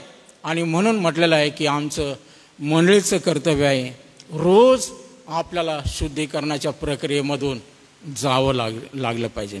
रोमकराच्या पत्रात 12व्या अध्यायात 1 आणि 2 वचनामध्ये वचनरूपी जलस्नानाने, देवाच्या वचनरूपी जलस्नानाने आम्हाला शुद्ध करण्याची गरज आहे. येशू ख्रिस्ताच्या पवित्र रक्ताने आम्हाला शुद्ध होण्याची गरज आहे. आणि ही प्रक्रिया रोजची आपली चालू राहणार आहे ख्रिस्त येईपर्यंत. आणि ज्यावेळेस येईल त्यावेळेस तिचा तो स्वीकार करेल. जुन्या करामध्ये आपण जर अभ्यासला, आता ही अनेक रेफरन्स वचनं आहेत. येशयाच्या ग्रंथात 54व्या अध्यायात 4थं वचन, 4 ते 8, 62वा अध्याय 1 ते 5, होशेचं पुस्तक 2रा अध्याय, यिर्मया 31 आणि 3रा अध्याय. देवाने इस्रायल राष्ट्राला एक पत्नीच्या भूमिकेमध्ये उभा केलेला आहे आणि तो म्हणतो मी तुझा पती आहे. हे राष्ट्र, हे माझं राष्ट्र आहे आणि मी तुझा पती आहे. आणि मग त्या पत्नीने काय केलेलं आहे? आत्मिक व्यभिचार केलेला आहे. ह्या जगात ती समरस झालेली आहे. खोट्या दैवी दैवतांसाठी त्यांनी जिवंत देवाला सोडून दिलेलं आहे. आणि मग होशेच्या पुस्तकामध्ये, हिजकियाच्या पुस्तकामध्ये आध्यात्मिक व्यभिचारासारखं पातक ते म्हणून त्या वधूने केलं. आणि मग देवाने अनेक प्रकारचे दोष, अनेक प्रकारचं तिला तिरस्करणीय असं उद्देशून बोललेलं आहे. देवाचा उद्देश होता की त्याची ही राणी, त्याची ही वधू ही निष्कलंक या जगामध्ये असावी, परंतु ती जगिक बनून गेली. नवीन करारामधली ही ख्रिस्ताची वधू, ही मंडळी अशा प्रकारची जर जगिक बनली तर ती आपली ओळख पूर्णपणे विसरून जाणार आहे. आजच्या काळातली ही जी वधू आहे किंवा ख्रिस्ताची मंडळी आहे, तिची जर आपण स्थिती पाहिली तर प्रगटीकरणाच्या पुस्तकात 3रा अध्याय यामध्ये या आजच्या काळातल्या ख्रिस्ताच्या वधूचं वर्णन केलेलं आहे. आणि या लावदोकिया मंडळीचं जे आपण उदाहरण घेत आहोत, आणि त्या लावदोकिया मंडळीबद्दल प्रभू येशू ख्रिस्ताने काय म्हटलेलं आहे? लावदोकिया येथील मंडळीच्या दूताला लिही, जो आमेन, जो विश्वसनीय व खरा साक्षी, जो देवाच्या सृष्टीचे आदिकारण, तो असे म्हणतो, तुझी कृत्ये मला ठाऊक आहेत, तू शीत नाहीस व उष्णही नाहीस. तू शीत किंवा उष्ण असतास तर बरे होते, पण तू तसा नाहीस, कोमट आहेस, म्हणजे उष्ण नाहीस आणि शीतही नाहीस. म्हणून मी तुला आपल्या तोंडातून ओकून टाकणार आहे. मी श्रीमंत आहे, मी धन मिळविले आहे व मला काही उणे नाही असे तू म्हणतोस, पण तू कष्टी, दीन, दरिद्री, आंधळा व उघडा वागडा आहेस, हे तुला कळत नाही. म्हणून मी तुला मसलत देतो की श्रीमंत होण्यासाठी तू अग्नीने शुद्ध केलेले सोने माझ्यापासून विकत घे. तुझी लज्जास्पद नग्नता दिसण्यात येऊ नये म्हणून नेसावा शुभ्र वस्त्र विकत घे. आणि तुला दृष्टी यावी म्हणून डोळ्यात घालण्यास अंजन विकत घे. जितक्यांवर मी प्रेम करतो तितक्यांचा निषेध करून त्यांना शिक्षा करतो. म्हणून आस्था बाळग आणि पश्चाताप कर. लाउदिकिया मंडळी ही शेवटल्या काळाचं एक प्रतीक आहे किंवा चित्र आहे. आणि 7 मंडळ्या प्रगटीकरणाच्या पुस्तकामध्ये योहानाला झालेलं आहे प्रगटीकरण. आणि या दृष्टांतामध्ये इफिस ही पहिली मंडळी आणि लाउदिकिया ही शेवटली. आता सगळ्या मंडळांचा जर काळ अभ्यासला तर 300 वर्षाचा काळ जर आपण धरला तर आज ही शेवटला 21व्या शतकातली ही मंडळी ही लाउदिकिया मंडळीचं चित्र आहे. आणि त्या मंडळीची स्थिती आहे तिथं लिहिलेलं आहे की तू मृत आहे, मेलेली आहेस. कशामुळे? कारण तिथं ह्या मंडळीच्या बाबतीमध्ये लिहिलेलं आहे की ती स्वतःची अशी समजूत करून घेत आहे की मी श्रीमंत आहे, मी धन मिळवले आहे, मला काही उणे नाही, पण तू कष्टी, दीन, दरिद्री, आंधळा, उघडा वागडा असा आहेस, तुला हे कळत नाही. आणि म्हणून आजच्या ह्या काळातल्या मंडळीला असं वाटतं की आता आम्ही सर्व चांगल्या स्थितीमध्ये आहोत. परंतु देव म्हणतो की बाबा रे, तुझी स्थिती फार दुर्धर आहे. ही स्थिती कशी आहे?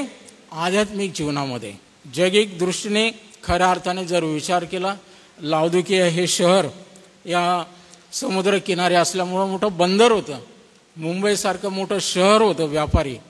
त्या ठिकाणी सर्व प्रकारचे व्यापारी, कपड्या लत्त्याचे मोठमोठ्या मिल होत्या, मोठमोठे कारखाने होते अंजनसारखे डोळ्याचे. आणि इतकी मुबलकता, इतकं धन, इतका पैसा, श्रीमंती त्यांच्या पायाशी लोळत होती. तरी पण प्रभू म्हणतो की तू उघडा नागडा आहे, तू आंधळा आहेस, दरिद्री आहेस, भिकारडा आहेस. ह्या सगळ्या उपमा का दिलेला आहे? कारण ही मंडळी जगिक बनलेली आहे आणि जगाशी तिने इतकं समरूपता प्रगट केलेली आहे की जग आणि तिच्यात काहीच फरक दिसत नाही.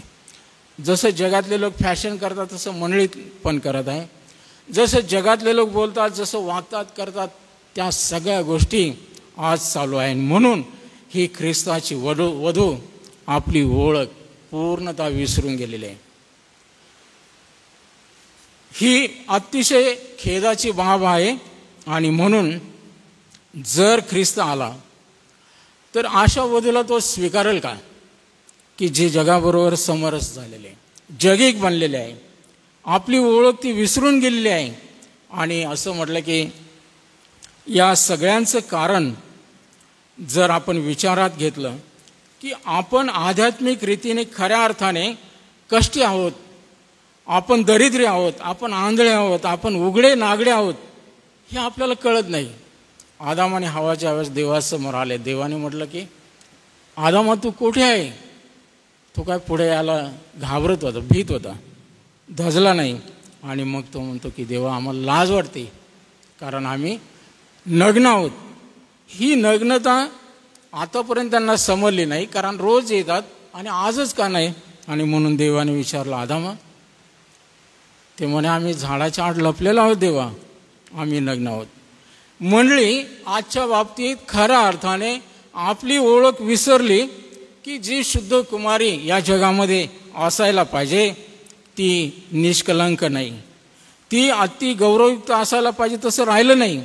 आणि म्हणून असं म्हटलं की ती कष्टी होऊन, दुःखी होऊन, खेदित होऊन, अगदी भिकारडी होऊन गेलेले, आंधळी बनून गेलेले, उघडी नागडे हे कळत पण नाही, देहभान विसरून गेलेले. कधी कधी आपण त्या पाहतो त्या सायको झालेल्या त्या नट्या, अति पैसा, धन, श्रीमंती सगळं आहे, पण एकांतामध्ये कोंडून घेतात, राहतात, खातात, पितात आणि मग शेवटी त्या वेळासारख्या वेळसर होऊन मरून जातात. आणि मग नंतर कळतं की अरे असं झालं. प्रियानो, आध्यात्मिक बाबतीमध्ये मंडळी अशा प्रकारे बनल्यामुळे ही देवाच्या दृष्टीने फार खेदाची दृष्ट आहे. आजच्या मंडळीची ही दुर्दशा आहे कारण आपल्याला ती समजतच नाही. आपण भ्रमात आहोत, कल्पना करत आहोत की मी फार सुंदर आहे, मी फार श्रीमंत आहे, मी फार विद्वान आहे, आमच्यासारखं कोणीच नाही. आता हे इस्रायल राष्ट्र देखील असं स्वतःला समजत होतं.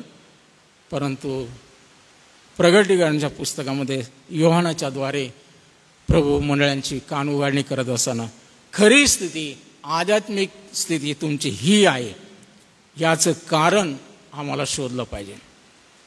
आणि जर कारण आम्हाला सापडलं तर आपण सावध हो, कारण प्रभूने वॉर्निंग दिलेले, पश्चाताप कर, नाहीतर तुझा नाश झाल्याशिवाय राहणार नाही. काय कारण आहे? याकोबाच्या पत्रामध्ये 1 अध्याय 19 ते 27 ही वचनं जर वाचली तर असं म्हटलं की आजच्या काळामध्ये मंडळीकडं, या वधूकडं आरसाच नाही. बिना आरशाची ही वधू स्वतःला तयार करत आहे. जुन्या करारामध्ये आपण आरशाच्या बाबतीमध्ये पितळेचे आरसे बनवत, आमक्याचे आरसे बनवत, आणि स्त्रिया आपल्याला अति सुंदर दिसण्यासाठी त्या आरशासमोर तासन तास उभ्या राहत. याजक लोक देवाच्या समोर जाण्यापूर्वी त्यांना शुद्धीकरणाचे नियम होते. त्या गंगाळामध्ये ते आपलं ते प्रतिबिंब पाहत, आणि कुठं डाग आहे, कुठं घाण आहे, आणि धुवून टाकत, आणि मग देवासमोर पवित्रतेने ते जात. याकोबाच्या पत्रामध्ये ही बाब आम्हाला स्पष्टपणे दाखवलेली आहे. आणि याकोबाने म्हटलेलं आहे, याकोब 1 अध्याय 19 ते 27 ही वचनं जर वाचली तर त्या ठिकाणी याकोबाने या आरशाचं उदाहरण दिलेलं आहे. आणि या आरशाबद्दल लिहिलेलं आहे की आजची मंडळी, तिची खरी स्थिती 19 पासून पुढं दिलेलं आहे. पण आता एवढे सगळे वचनं आपण वाचणार नाही. 22-23 आपण वाचून 21 पासून. म्हणून सर्व मलिनता व उचमळून आलेला दुष्टभाव सोडून तुमच्या जीवाचे तारण करायला समर्थ असे मुळावलेले वचन सौम्यतेने स्वीकारा. वचनाप्रमाणे आचरण करणारे असा, केवळ ऐकणारे असू नका. आशाने तुम्ही स्वतःची फसवणूक करता. कारण जर कोणी वचन नुसते ऐकून घेतो व त्याप्रमाणे आचरण करत नाही तर तो आरशात आपले शारीरिक मुख पाहणाऱ्या माणसासारखा आहे. तो स्वतःला पाहून तेथून निघून जातो आणि आपण कसे होतो हे तेव्हाच विसरून जातो. आपण कसे होतो असं म्हटलं की आरशामध्ये आपलं प्रतिबिंब पाहतो आणि मग विसरून जातो. कदाचित देवाच्या मंडळीने हा वचनरूपी आरसा उघडलेला नाही, कुठंतरी त्यांनी लपून ठेवलेला आहे. एकदा पाहिलेला आहे. असं म्हटलं की तारण झाल्यानंतर असं आपल्याला इतका आनंद वाटतो, आपली साक्ष आपण देतो, आपण धावपळ करतो, आपल्याला आनंद राहतो. हळूहळू स्थिती, आणि मग आता ते शांत होऊन जातो. तसं मंडळी आध्यात्मिक बाबतीमध्ये इतकी निस्तेज बनून गेलेली आहे की या वचनरूपी आरशासमोर उभे राहून स्वतःचं निरीक्षण करणं. आपण प्रभूच्या वेळेस वाचतो त्यावेळेस पौल म्हणतो, प्रत्येकाने आपलं आत्मपरीक्षण केलं पाहिजे आणि आपल्याला स्वतःला निहाळलं पाहिजे की मी योग्य आहे का, मी लायक आहे का, मी शुद्ध आहे का, मी पवित्र आहे का. आणि जर नाही तर आपल्याला ताबडतोब संधी आहे देवाला शरण येण्याची, पश्चाताप करण्याची. प्रियानो, आम्हाला याकोबाने लिहिलेलं की फसू नका, आपली फसगत करून घेऊ नका. आपण या वचनरूपी आरशामध्ये स्वतःचं रूप निहाळा. आणि म्हणून मंडळी म्हणून या आरशासमोर आम्हाला परत एकदा स्वतःचं आत्मपरीक्षण करण्यासाठी, निहाळण्यासाठी आम्ही आलं पाहिजे. आणि या आरशासमोर उभे राहून स्वतःचं रूप पाहत असताना त्याच्यामध्ये कोणाचं प्रतिबिंब दिसणार आहे आपल्याला? कारण आरसा जो उभा राहील त्याचंच प्रतिबिंब. आता एक उदाहरण मी तर सांगतो. एक पाळक होता, त्याची मंडळी मेलेली होती. मेलेली म्हणजे कितीही सांगा ते निबर घट्ट होऊन गेलेले होते. काही बदल नाही, कोणत्या प्रकारचं परिवर्तन नाही. आणि नामधारी आणि शेवटी ती मृत मंडळी झाली. पाळकाने सगळे प्रयत्न करून पाहिले, काहीच बदल होत नाही. एक दिवस त्याने ठरवलं की मी कृतीपर संदेश द्यावा. आणि कृतीपर संदेश देण्यासाठी त्याने भली मोठी एक प्रेतक्रियेची पेटी तयार केली आणि चर्चच्या समोर त्याने ठेवली. आणि ती पेटी मंदिरामध्ये आणण्यासाठी त्याने आता आपल्याला माहीत आहे अँग्लिकन, कॅथोलिक किंवा रोमन कॅथलिक हे सिस्टमॅटिक रीतीने चालणारे जे चर्चेस आहेत, त्या बेलवरती देखील त्यांचे निशाणे असते. जर आपली चर्चची बेल अगदी स्लो हळूवार वाजत आहे तर काहीतरी अतिशय दुःखद घटना घडलेली आहे, कोणतरी मेलेलं आहे हे मंडळीला समजतं. आणि मग त्या बेलप्रमाणे त्या पाळकाने ती बेल वाजवली आणि जवळजवळ 1 तास तो वाजवत गेला. तोपर्यंत लोकांनी पाहिलं, अरे काहीच माहीत नाही. आणि मग त्या पेटीवर त्याने लिहिलेलं होतं की मंडळीचा खुनी, त्याची आज दफनविधी आहे. तो मेलेला आहे, त्याला आता गाडायचं आहे. आणि सगळ्यांना उत्सुकता वाटली की कोणी खून केला, कोण. त्या पाळकाने ती प्रेतकेची पेटी, त्याच्यामध्ये भला मोठा आरसा त्याने लावला, मोठी काच, आणि ती पेटी झाकून ठेवली. आणि त्याने उपदेश केला. आणि उपदेश झाल्यावर त्याने सांगितलं, अंतिम दर्शन घेण्यासाठी एकाने पुढे या आणि या खुन्याचं तुम्ही दर्शन घ्या. आपण मस्तकाकडून डोक्याकडून जातो, परंतु त्याने सांगितलं पायाकडे उभे राहा आणि सरळ पहा त्या खुन्याकडं. आणि त्या आरशाच्या खाली त्या पट्टी लिहिली होती, तूच आहेस. आणि मग हळूच प्रत्येकजण, अतिशय खरंच त्यांना वाटलं की कोणीतरी मेलेलं आहे, आपला कोणी समंजस व्यक्ती मोठा, पण नाव का सांगत नाही पाळक. आणि ज्यावेळेस ते एक जाऊन त्या पेटीला उघडायचे, समोर डोकायचे, आणि त्यांना स्वतःचं प्रतिबिंब दिसत आहे, ते दिसत आहे. आणि मग ते खाली वाचायचे, तूच आहेस. हळूच जाऊन आपल्या जागेवर बसत सर्व मंडळी एक करत उठून आले आणि आपल्या जागेवर जाऊन शोक करू लागले, मोठमोठ्याने हुंदके देऊ लागले, रडू लागले. आणि शेवटी पाळक साहेबांनी देखील गंभीरतेने येऊन म्हटलं की आज या व्यक्तीला आपण गाडून टाकू. आणि मग प्रत्येकजण शांततेने खाली अगदी मान करून बसलेला असताना या नामधारी चर्चमधील प्रत्येक व्यक्ती पश्चातापी झाला. इतका पश्चातापी झाला की त्यांचं आत्मपरीक्षण त्यांनी केलं की मी जबाबदार आहे आमच्या मंडळीचं आत्मिक खून करण्यासाठी, माझ्या मंडळीला मृतावस्थेमध्ये नेण्यासाठी मी जबाबदार आहे. आणि एक त्यांनी शोक केला, प्रभूसमोर रडले, पश्चाताप केला. आणि मग पाळकाने त्यांचे अश्रू पुसले आणि मग असं म्हटलं की तो जुना खुनी त्याला गाडून टाकलं. कधी कधी कृतीपर संदेश दिले तर ते देखील आशीर्वादित ठरतात आणि त्यामधून देव आम्हाला पुष्कळ आशीर्वाद देतो. म्हणून आजच्या काळामध्ये खऱ्या अर्थाने मंडळ्या संजीवित व्हाव्यात, मंडळीमध्ये परत एक जीवदान त्यांना मिळावं, हा देवाचा उद्देश आहे. आणि देव पवित्र आत्मा आम्हाला काय करत आहे, तो आमच्यासाठी फार रदबदली करत आहे, मध्यस्थी करत आहे. कसंही करून या मंडळीने ते ख्रिस्त येण्याच्या पूर्वी स्वतःला तयारीत असावं. आणि तयारी हा पवित्र आत्मा करत असताना तो आम्हाला प्रवृत्त करत आहे, तो आम्हाला आतून जागृत करत आहे. पश्चाताप कर, शोकाकुल हो. आणि म्हणून प्रियांनो, आज स्वतःची कीव करून म्हणजे जगिक अर्थाने आमच्याकडे देवाने सगळं काही दिलेलं आहे, म्हणून आपण लावदुकियासारखं गर्विष्ठ बनू नये. आम्ही लावदुकियासारखं स्वतःला अतिशय या मंडळीसारखं मानू नये, जगिक बनू नये. म्हणून देवाचं वचन आज आरसा म्हणून आपल्यासमोर देवाने ठेवलेलं आहे. आणि हा आरसा, हे वचन आपलं प्रतिबिंब आपल्याला दाखवते की मी आहे. म्हणून आपण इतरांकडे जावं, बोट दाखवू नका. आपल्याला नेहमी सवय असतं मानवाची, कारण आदामाने सुरुवात केली ना. हे पाप देवा हिने सांगितलं, अरे तुला सांगितलं होतं तू फळ का खाल्लं, पण तो म्हणतो हिने दिला. आणि मग ती म्हणते नाही त्याने सांगितलं. आणि ही बनवाबनवी तिथून आजपर्यंत चालू आहे, एकमेकावर ढकलण्याची, एकमेकाकडे बोट करण्याची. प्रभू म्हणतो आता ते बोट स्वतःकडे करा.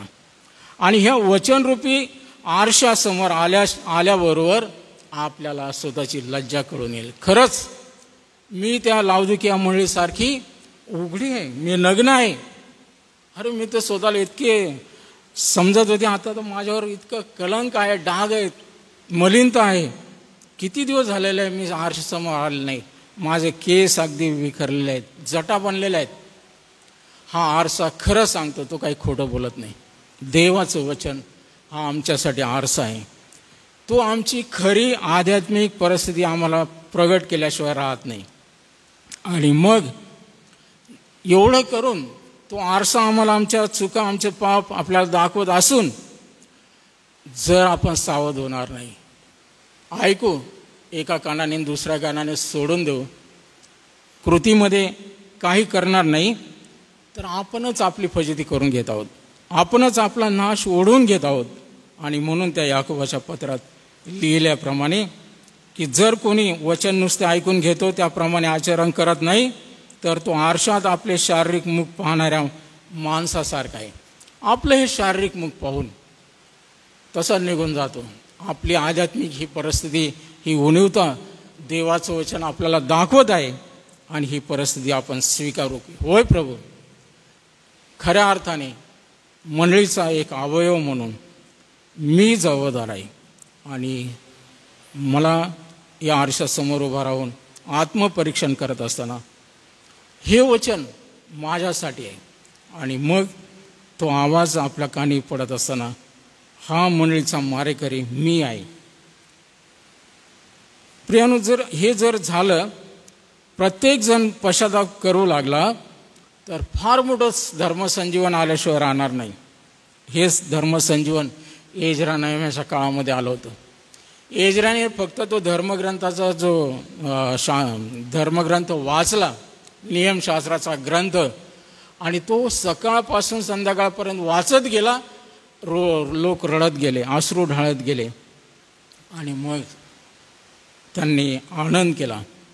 देवाची मंडळी संबंधाने हीच इच्छा आहे की तुमच्या आणि माझ्यामध्ये एक आध्यात्मिक धर्मसंजीवन यावं. आणि त्या धर्मसंजीवनासाठी आम्हाला आत्मिक रीतीने मजबूत होण्याची गरज आहे. त्यासाठी आमची ओळख की मी ख्रिस्ताची वधू आहे. अरे ख्रिस्त मला स्वीकारणार आहे, मी त्याची निंदा नालस्ती कशी काय करणार या जगामध्ये. आज जगातले लोक म्हणतात हे लोक असे वागतात म्हणून त्या ख्रिस्ताचं नाव कलंकित होतं. प्रियानो, अशोभनीय अशा गोष्टींपासून आपण स्वतःला दूर ठेवू आणि प्रभूला म्हणू की प्रभू, तू जर आता आला, तू मला स्वीकारणार का? नाही तर आज मला तू संधी दिलेली आहेत, तर मी पश्चातापी होईल. आणि एक संजीवन आपल्यामधून एकेकामधून जर आलं तर सर्व मंडळी शुद्ध होईल. आणि प्रभूसाठी जसं पौल म्हणतो की मी तिला शुद्ध कुमारी म्हणून ख्रिस्ताला सादर करत आहे. देवबाप करो या वचनाच्याद्वारे तुम्हाला आणि मला आशीर्वाद देऊ.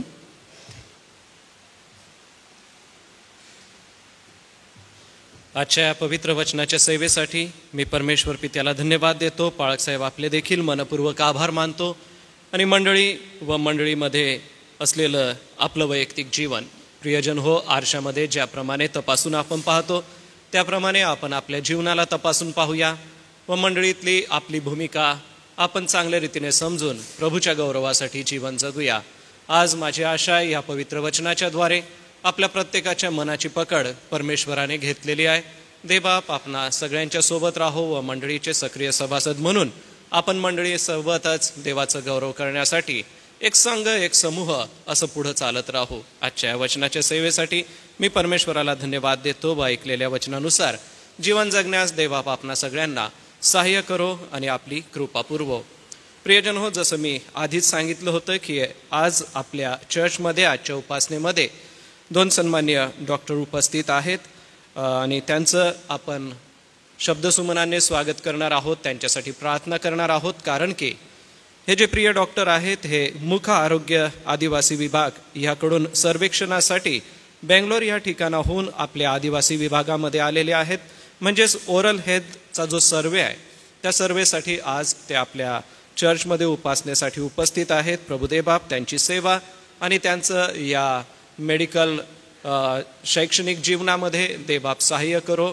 यासाठी may I request doctor miss Jenny Matthews and Miss Janet You are from Bangalore.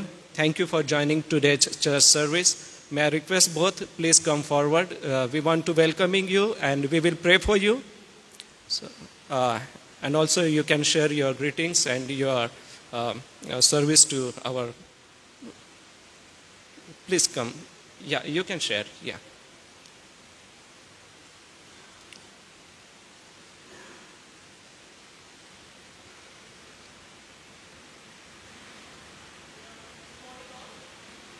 I like to thank you to give me this wonderful opportunity to speak here.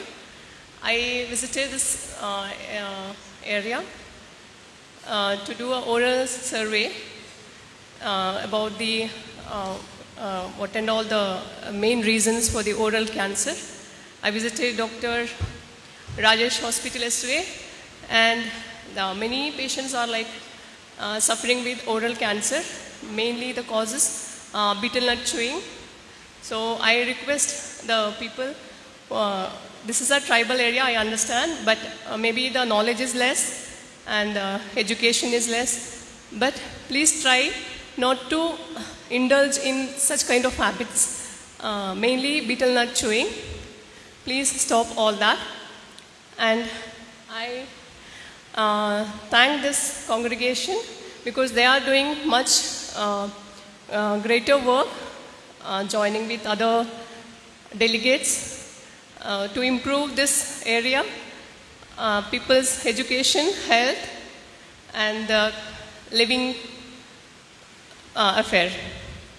Thank you one and all. I like this place very much. We'll be keep visiting to do much more work about the people's welfare. Thank you. Thank you, Doctor. May God bless your service. May I request Dr. Jenny and Dr. Janet, please stand on your place. So we want to pray for you. Pray for your medical practice and pray for your family also. May I request Dr. Gladwin Jaikar, sir, please come forward and pray for Dr. Jenny and Dr. Janet.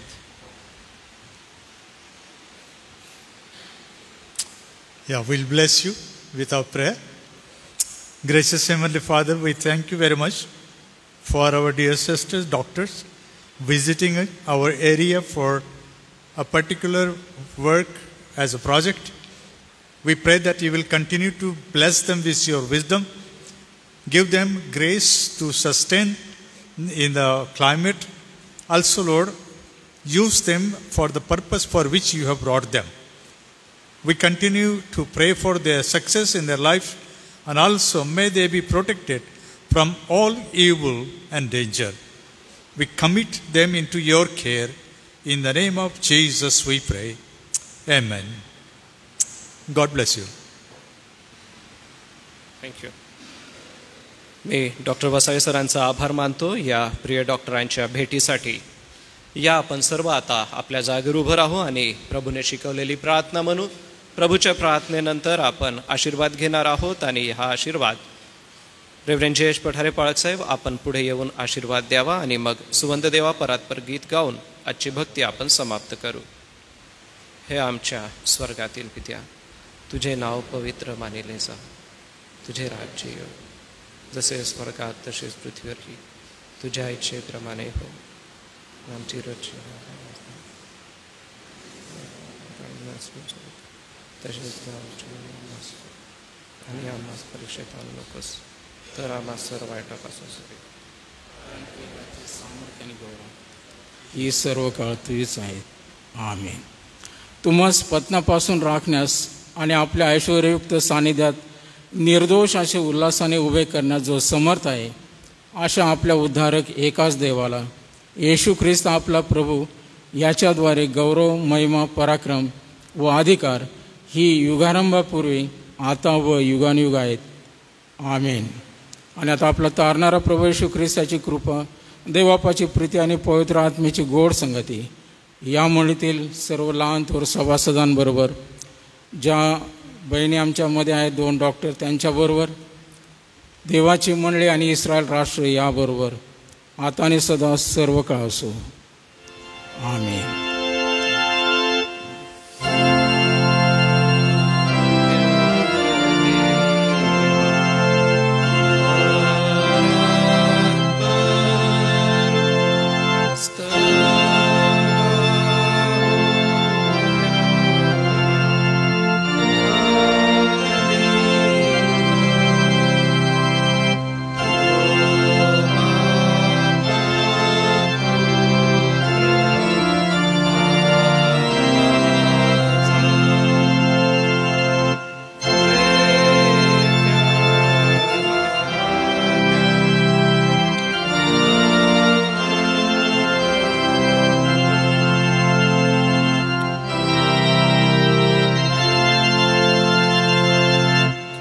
सर्वांना सलाम.